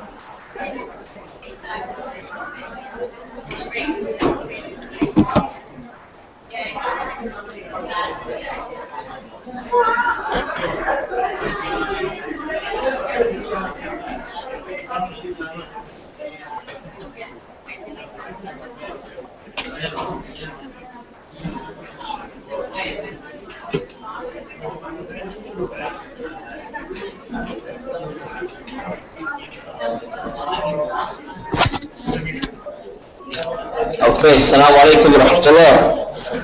We ready to continue? The Eid celebration's over now? I hope so.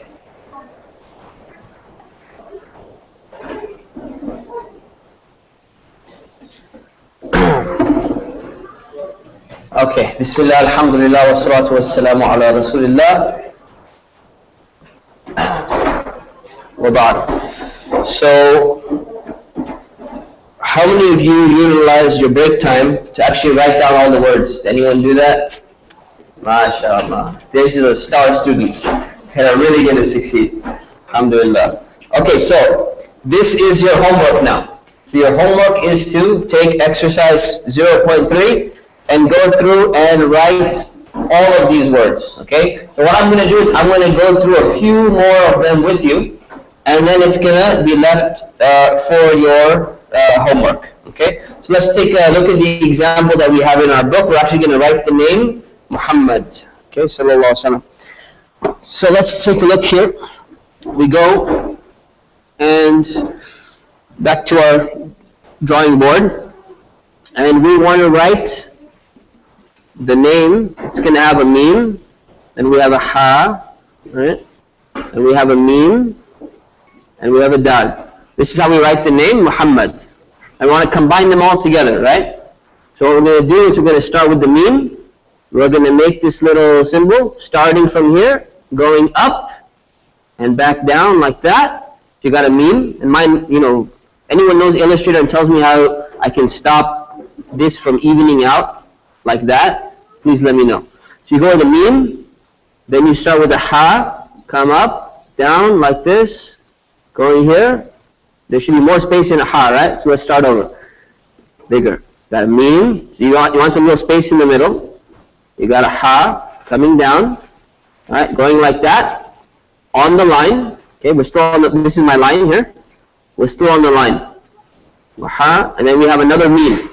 You start the other meme here, bring it up, back down. It's got a little space. We're good. We want to connect this. This should be connected.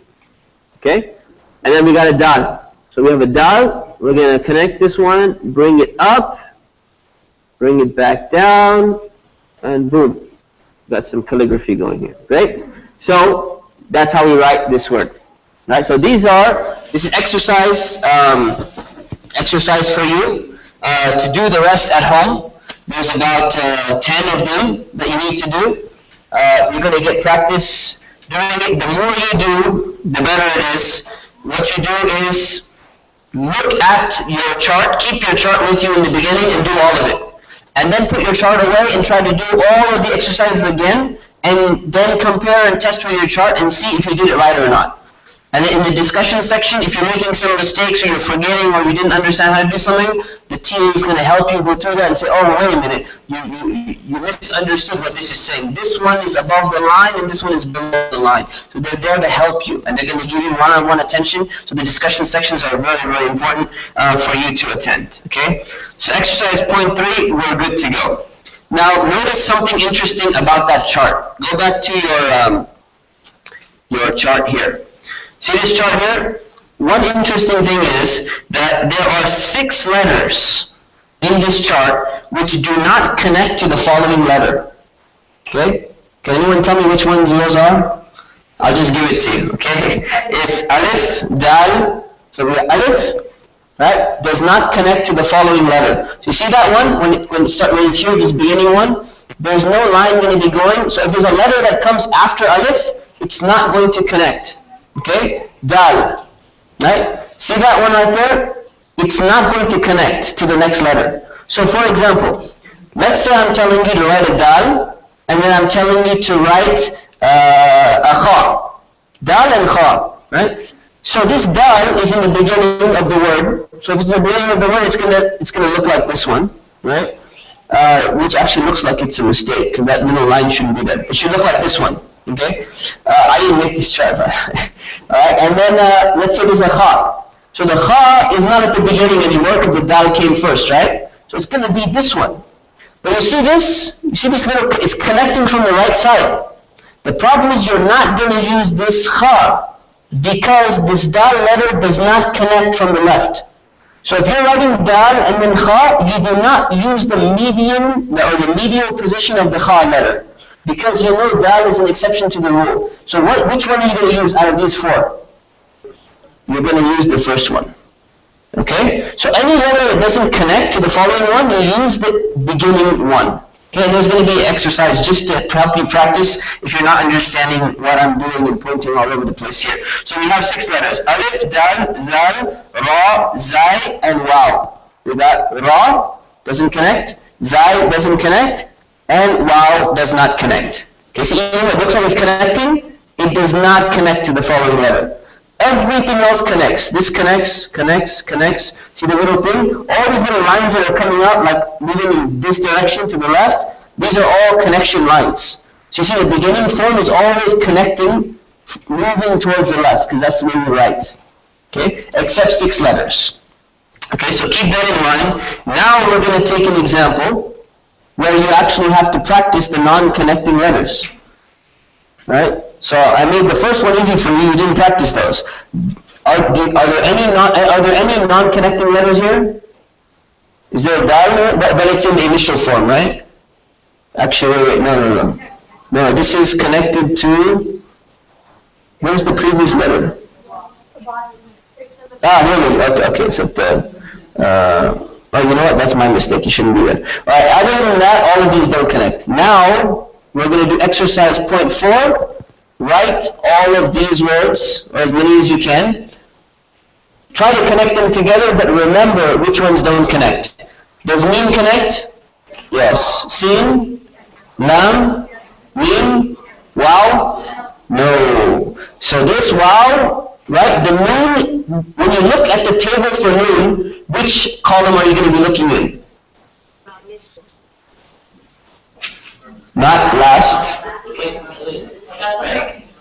You're going to look at the first position, right? But technically, because it doesn't have any letter after it, you're not even looking at the first position. You're looking at as a separate letter. It's independent position. Okay? So start practicing that, and we're going to go. We're going to go through some practice. Do at least 3 if you can. I'm going to give you time to do 3 of them, and then we're going to look at them and see if you wrote them correctly or not. Okay? If you're having any trouble, just raise your hand, and we have Sister Sana still here? Sister Sana, she's outside?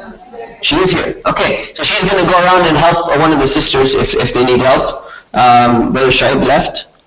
If someone else, you can help, inshallah, right? There's another brother, inshallah, we can help. If you need help, you're like, I'm just not getting it. Just raise your hand, one of the people will come. And I know it's definitely you're asking a question because you know this. Oh, you need help, really? I want. Oh, you want to help? Okay, inshallah. Bismillah. So we have more people to help, inshallah. I have a one little comment because I got it. Yeah. I tell the children the easiest way to learn. These 6 letters are the strong letters. They don't need a hand to take them. So always when you see them, they don't need that hand. So the connecting line, we call it hand. Okay. So that's easier for them to remember. Well, then they don't need a hand. They don't need a hand. They are strong letters. Okay. Yeah. So the 6 letters that don't connect, one of our Arabic teachers is telling us, remember that they don't need a hand because they're so strong. So the hand means a connecting line, so you don't need to pull them. Alright, so these are strong letters. Alright, so hopefully if that works on children, it should work on you as well. But keep writing.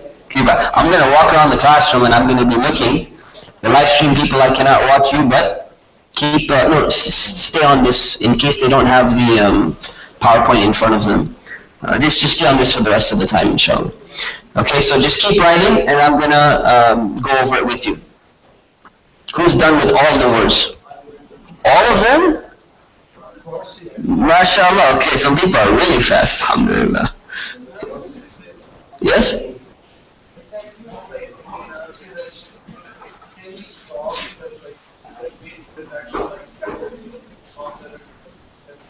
Yeah, she's talking about completely different paradigm. Yeah, it's okay. Don't worry. It's fine. All right. Okay, I'm just going to take a quick walk around. I want to see how people are doing, including you. Yes. Where's your chart? Okay, well, there's your problem. Okay, you need it. You need it. Same problem. Yeah. Okay. Can you help them, please?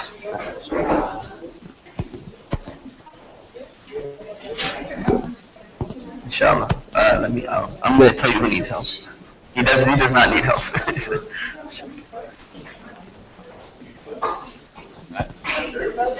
Yeah, make it on the line. You're above the line. Make it on the line.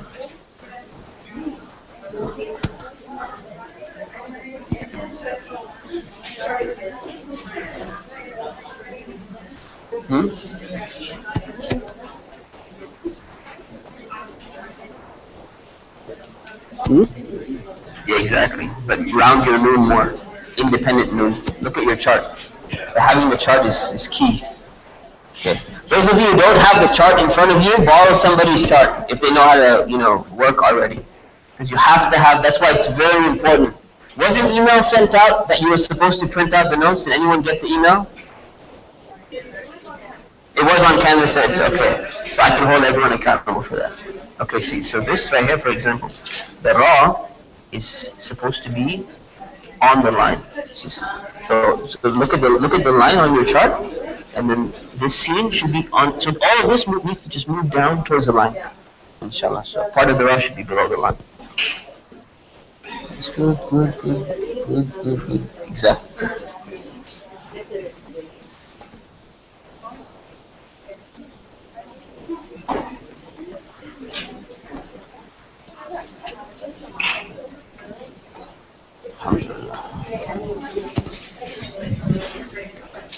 No, the raw still has to go below the line. Below the line. Yeah.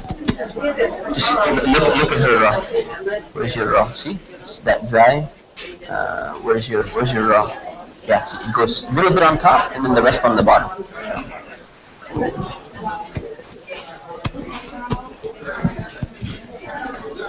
Okay, so hopefully I've convinced everyone about the importance of printing the notes before coming to class, because you have to have that chart in front of you if you want to get this down, but it's going to be homework for you. But let's take a look at some examples. So Muslimuna, what should it look like? So we look at the line. Okay, this is my line. If you can see this, maybe the live streaming people can't see this. I'm just going to make a nice thick line here. Obviously it's not straight. It's a meme.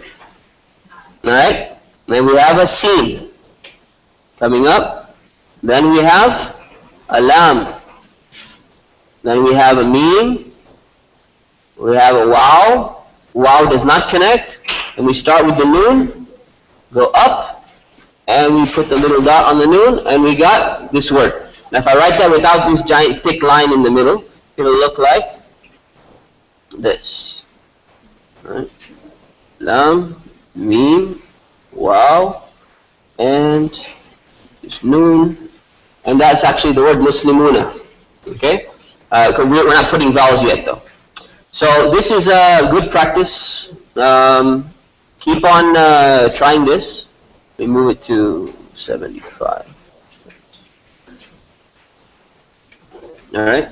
Let's take one more. Alamina. Okay. So the second one, number 2, we write the ayn, then we put the alif. Notice that. No, that's curved too much. Up. Okay. Notice that after alif it does not connect, right? Then we write the lam. Then we write the meme. Then we write, what was it, a ya? Wow. Alamuna or alamina? So it's a ya. Okay, we got ya. And then we make the noon. Notice the noon kind of was more round at the end, right? And then we put a little 2 dots. So this is one thing you do when you're writing. You put the dots afterwards. Okay, you don't stop and you don't start putting the dots while you're going through. Write the entire word and then go back and put your dots. This is what calligraphers generally do. Maybe there's different schools of thought or whatever, but I don't know about that. There are different schools of thought in calligraphy, but this is one that I know of. Okay, so keep practicing this. Now, if you find yourself, see how this is on the line, right? If you find yourself going above the line, right? Like let's say you're writing right? And then all of a sudden, you know, your lam like comes from down here, right? And then all of a sudden, like your meme kind of makes it back on the line, right? And you realize, oh no, look, go back and look at your chart. This lam, right, needs to move down a little bit because it's got to come on the line over here. So you got to, you know, make this modification. If your meme comes down here like below the line, say, oh wait a minute, the round part of my meme, see this little circle part right here? This should be on the line, like right above the line, touching the line. If it's below the line, or if it's in the middle of the line, or if it's floating above the line, you didn't get the line part correctly. You didn't get it right. Okay? So are we're getting this part so far? I hope so. Okay.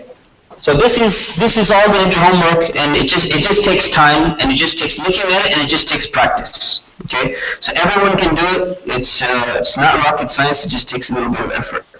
Okay, so let's move on. What are we talking about next? Okay, so we talked about the 6 letters which do not connect. Okay. Okay, so we have another exercise. This is an easier exercise. Write out each of these letters in its independent form on the line. Okay? And in case you don't realize what this is, these are verses from the Quran. But you need to see they're written connected for you. So now we're doing the opposite. You're going to be able to identify how to separate them. So what is the first? It's a qaf, and then it's a lam. So how do you write that separately? Alright, so you go back to your drawing board here, and you write the qaf independently, and then you write the lam independently. And see the lam is going below the line as well, right? If you write your lam like this, right, on the line, and it doesn't go below the line, and you look at your qaf is above and below the line. It's kind of in the middle there, right? So you see this lam is going to look very strange when it's next to this qaf because it's not lined up properly. So this is wrong.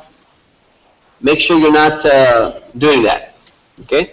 So then you go back, and then you see the second word, right? So you go and you write this separately, which actually, interestingly enough, 2 letters are already written separate.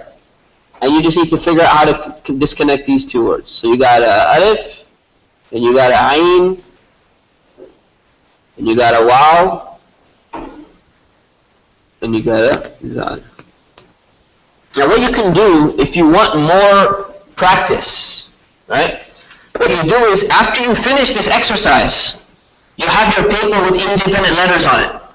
Then don't go back and don't look at your paper, and then take all those letters that you wrote independently and connect them back all into words.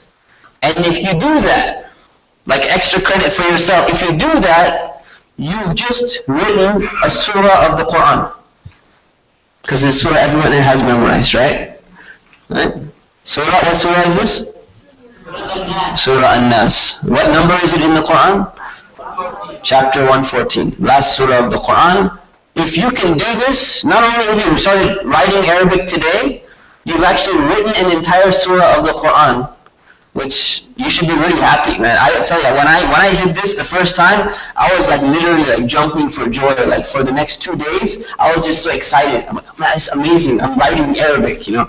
So hopefully, if you're like me, you get excited. This really, you know, it's interesting for you. You're gonna be excited about learning Arabic, inshallah. All right. So this is homework for you. So take this home. This is more homework, and we have a discussion section. So when is the first discussion section?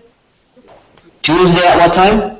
6:30. Okay, I'm hearing all these different narrations. Who really knows when it is? 6:30 to 7:20. What did I say? Okay. This week we have CIS orientation on Monday night, which is why we're changing only for this week the discussion section. So the discussion section will be on Tuesday. At what time? I'm hearing all these things. I want to hear from the TA herself. What is the time? 8 o'clock. All right. Tuesday at 8 o'clock. Okay? No, it's not for sisters. Actually, we're having 2 discussion sections, whichever one you can make it to. So Sister Sana is going to teach the Tuesday one, which is normally going to be on Monday, and Brother Shaib is going to teach that one on Thursday. Now, if you prefer to go to, Brother Shaib, because you're a brother, alhamdulillah. And if you can't make it for some reason, inshallah, Sister Sana can also help you. She will maintain, Islamic distance and everything like that, and don't worry, and you should also maintain the same. We will observe Islamic etiquette, so don't worry about that, inshallah, okay? And the second discussion is on Thursday at what time? 6:30 to 7:20, okay? All right. Why don't we just keep on going? Because we have the Arabic class on Thursday, right? So this is right before class. This is what you need to do. You need to go home, you need to do the homework, and you need to do the homework on your own, and then come with the homework done on papers in class. And what is going to happen in the discussion section is, Brother Shuaib, Sister Sana are going to go through the answers, and then you check your answers and you grade yourself to see if you did it correctly. And then if you don't understand something, you go and, they're going to help you get it done. Same thing for the students who are online. The discussion sections are going to be recorded and they're going to be live streamed.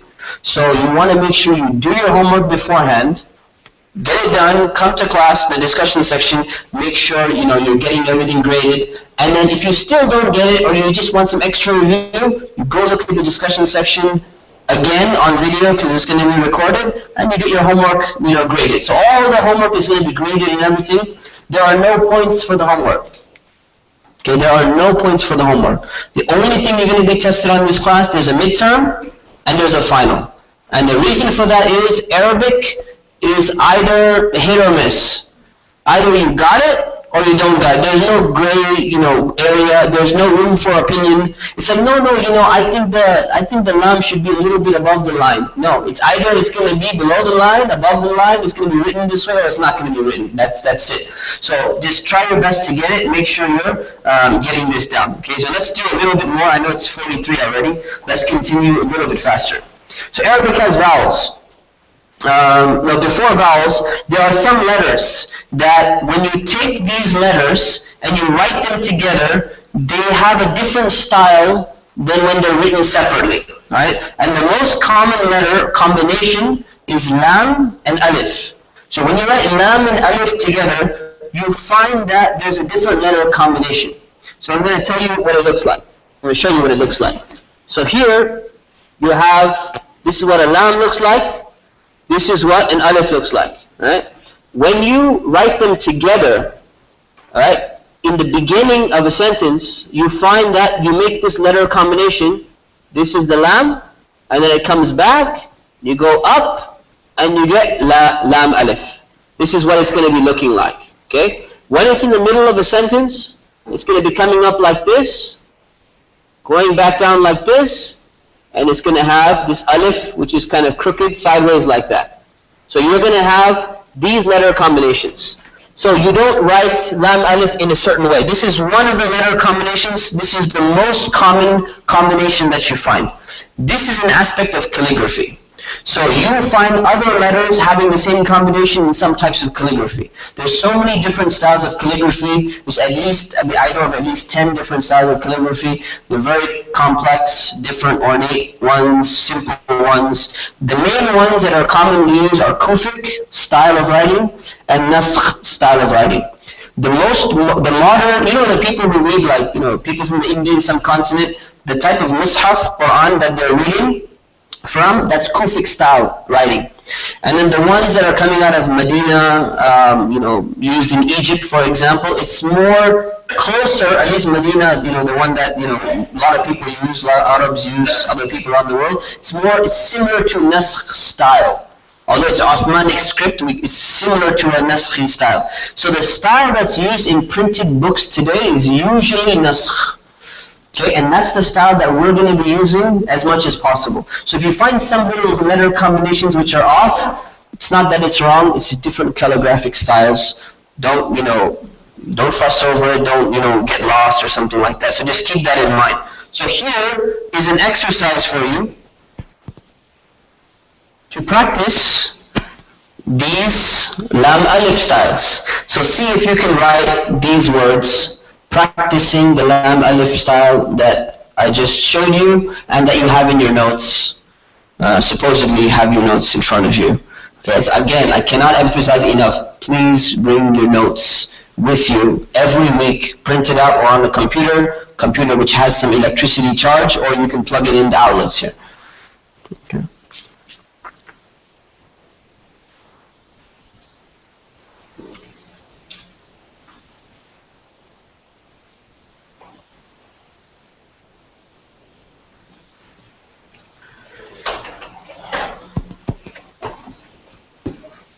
Okay, let's do the first two together. So we got ba, lam, alif, dal. Right? We want to combine this together. So let me restart this thing. Alright. Turn on the grid. Okay.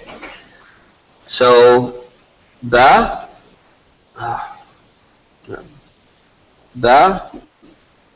lam, alif, and dal, right? So how do we combine these? The ba, bring it down, stop right there.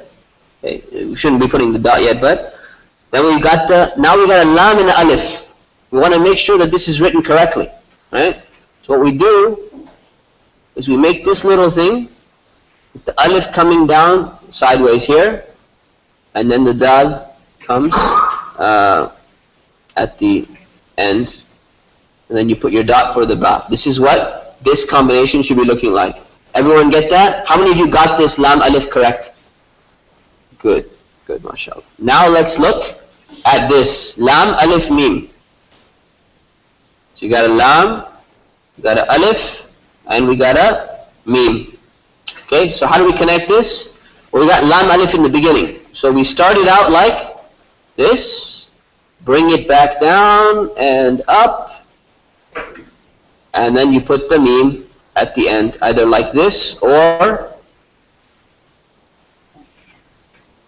like this. There's different ways to write some letters, like mim and stuff like that. So either one of these works. Right? So this lam alif looks like this here, and in the middle of the word it looks like this one here. How many of you got this one right? Excellent. Okay. So this just requires practice. Yes. You can have 13 isolated form of that?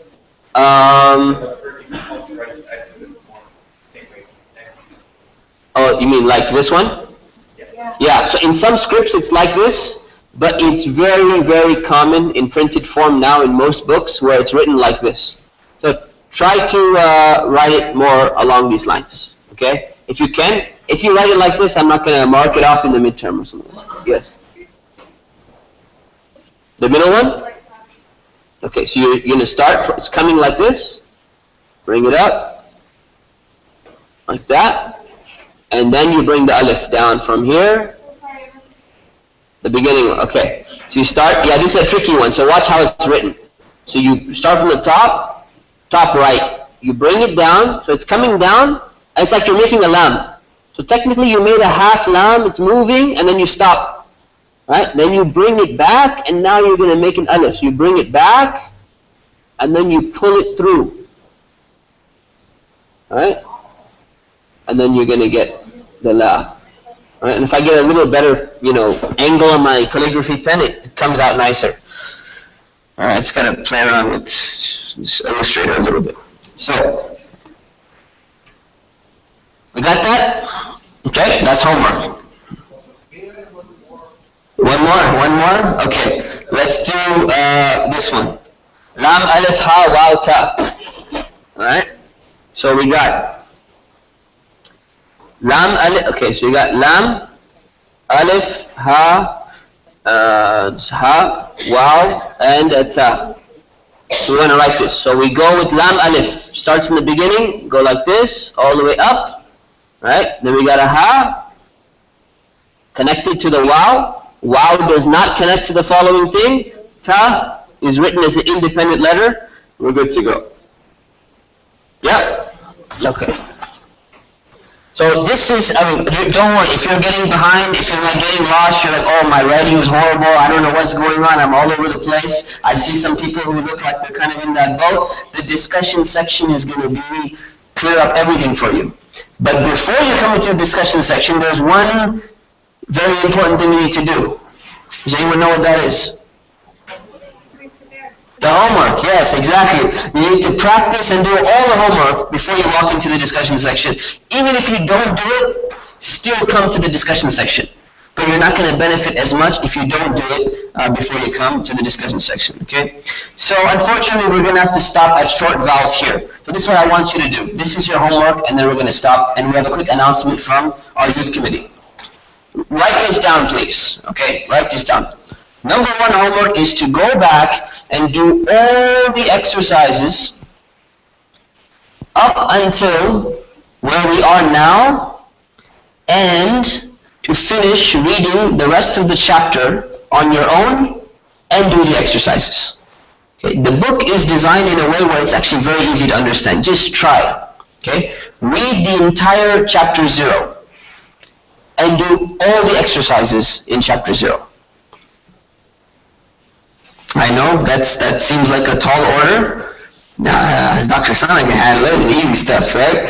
So, how many of you at least are making the intention to do that? Please. Alhamdulillah. I'm going to assume all the online students actually raise their hand as well, or at least, they virtually raise their hands, okay? So do that, okay, number one. Number two, make sure you come on time to the discussion section, okay? And number three, if you finish all of that, if all of that is done, you're good to go, this is what you do. You go to chapter 1. Okay, go to the beginning of chapter 1. We're almost there.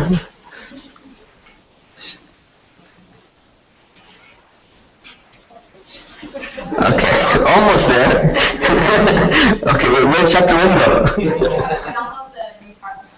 Is it from Canvas? Okay, don't worry about chapter 1. What you need to do is you just go on.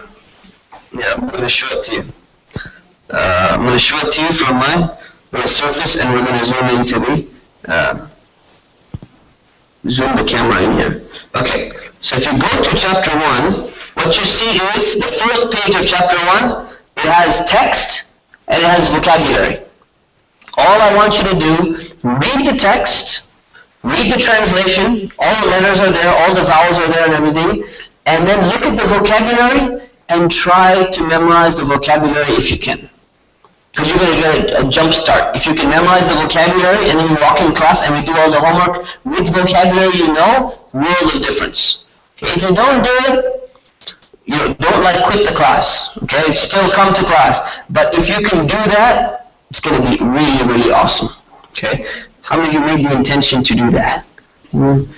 MashaAllah, we got dedicated people here, alhamdulillah. Okay, so we're going to stop here. Child, we have a very quick presentation from our youth committee, Brother Raymond. It's a very important announcement, and then we're going to see you in the discussion section, inshallah. Yes, quick question.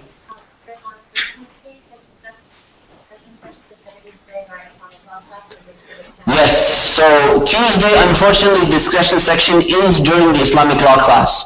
So you got to kind of make a choice.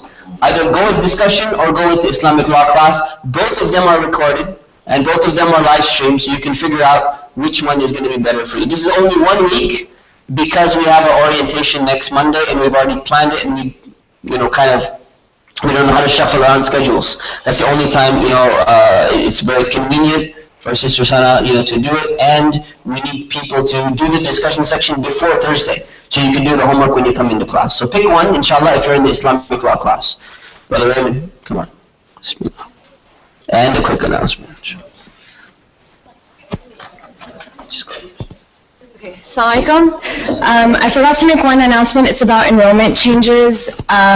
You have until January 28th to make any enrollment changes you need to. So if you want to add another class, drop this class, or request a change in grading option, so if you'd rather take this class for no credit, you can do that. For adding and dropping, you can do that on the CIS website. If you want to change your grading option, you need to send an email to cis@iioc.com letting us know that. I think that's all I have.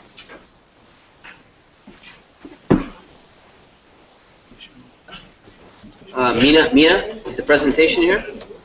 It's still on the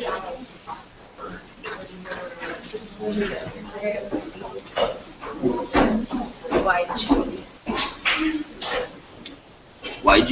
It's IIOC YG.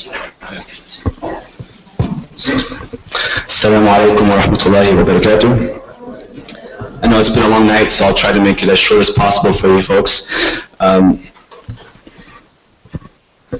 Alhamdulillah, you all are taking classes here, you're gaining knowledge, and so coming from the youth committee, we want to give you an opportunity to put that knowledge into action, inshallah. And so I'll get to the point. We would like to recruit mentors, inshallah, for our youth program. We're in need of them. We need people who can commit to a few Fridays a month, one meeting a month, and then also substitutes. So I'll get started. I'll just give you a little rundown of what the youth program looks like really quickly, the commitments for it, and then we'll conclude, inshallah, so we'll get you on the road. Basically, we meet every Friday. We start at Aisha is at 7:30 p.m. right now. The program usually doesn't start with the youth until about 8 p.m. So we go about 8 p.m. All the way to 9:30 p.m. But not all of that is a lesson plan. We'll talk about the details as we get further in here. I just want to give you an idea of what age group we're dealing with. So for the boys, we have 5th through 8th tweens, 9th and 10th high school, and then we have 11th and 12th. And we group them together with the college group. And then for the sisters, we split up the tweens. We have 5th and 6th, and then we have 7th and 8th. And then we have the Inspire and Empower, which is our high school group, and then we have the college group. Just a quick overview of what a month looks like. Sometimes there's 5 weeks, so whatever the last Friday is, it's going to be the socializing night. Every second Friday is always youth conversations, and then in between that is the mentor discussions, which we'll talk more in detail in later slides. So for the mentor discussions, it says 10 to 20 minutes because for the younger group, they have a short attention span. Sometimes they come in, they buy candy, they get really sugared up. So they're a little more rambunctious. Their attention span is not as much. So we try to keep it short. We have a nice, alhamdulillah, lesson plan for them, which you don't have to prepare. So let me be clear about that. Bring your passion and energy, and alhamdulillah, take the knowledge that you're learning here, and we invite you to ad-lib it a little bit, make it your own if you can. We encourage that. If you don't want to, if you want to stick to the lesson plan, you can do that. We encourage that as well. But you don't have to worry about doing that. The youth coordinators, that's what our job is. We create the lesson plan, we have it made for you, and then we send it to you a few days in advance, and then all you have to do is give the lesson plan. And then the rest of the time, we spend bonding with the youth, playing with them, we do an activity with them. And then for the older kids, I say 20 minutes because with them, they have a longer attention span. You can give a little bit longer talk with them. So we do also some social events. You can see we also interact with the shuyukh. There's Imam Mustafa and his grub on the far left. We did a Brothers and Sisters Youth Bonfire at the beach in October. In November we did etiquette dinner. For the sisters, we're planning an etiquette dinner sometime this month or next month, inshallah. And then we had a sisters trip to Palm Springs at the beginning of this month.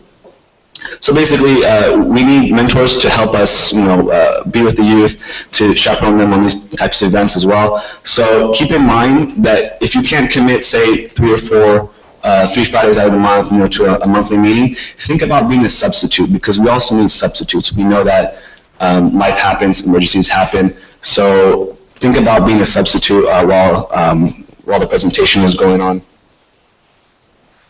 Our current immediate needs are the 5th and 8th grader boys. We need 2 mentors for them. Like I said before, it's easier and they benefit more when we're able to kind of split them up and we have more mentors for them. They absorb the lesson plan better, and then they're also a little bit more well-behaved. So we can also connect with them a little bit better. So we need brothers to step up, and I'll emphasize this right now. I forgot to emphasize it in the past announcement I made. We love our elders and we respect our adults, but we're looking for young adults. We're looking for more like, say you're an undergrad, you're like a senior, and you're very mature, recent graduate from undergrad, young professionals. We're looking for people who, the youth, inshallah, they can connect. When someone's more around their age, they can connect with them a little bit better. A person who's closer to their age is a little bit more aware of the pop culture, what's going on with them. So no offense, but we're looking for young adults. So we would like the young adults to step up if you can, and you have the time. For the high school sisters, alhamdulillah, one of our mentors, she got married, so she's going to be leaving us, unfortunately. But that's not going to be till June. But we're going to need somebody to cover for her for those Fridays. And then, like I said, we need substitutes and alternates. Now, the commitment is not that much. It's literally 3 out of 4 Fridays. We make the lesson plan for you. You don't have to worry about that. All we ask is that you try and come early. We would like you to be a role model. We want to make sure and to emphasize to our youth that Salah is important. So when they see their mentor, which inshallah will be their role model, praying with them and praying there, it'll be good for them. It's a good experience for them. And then once again, if you're not able to make it, we know life happens, just give us some advance notice if you can. And that's also where the substitutes come in. Sometimes things happen last minute, so if we have substitutes, that makes it a lot easier for us.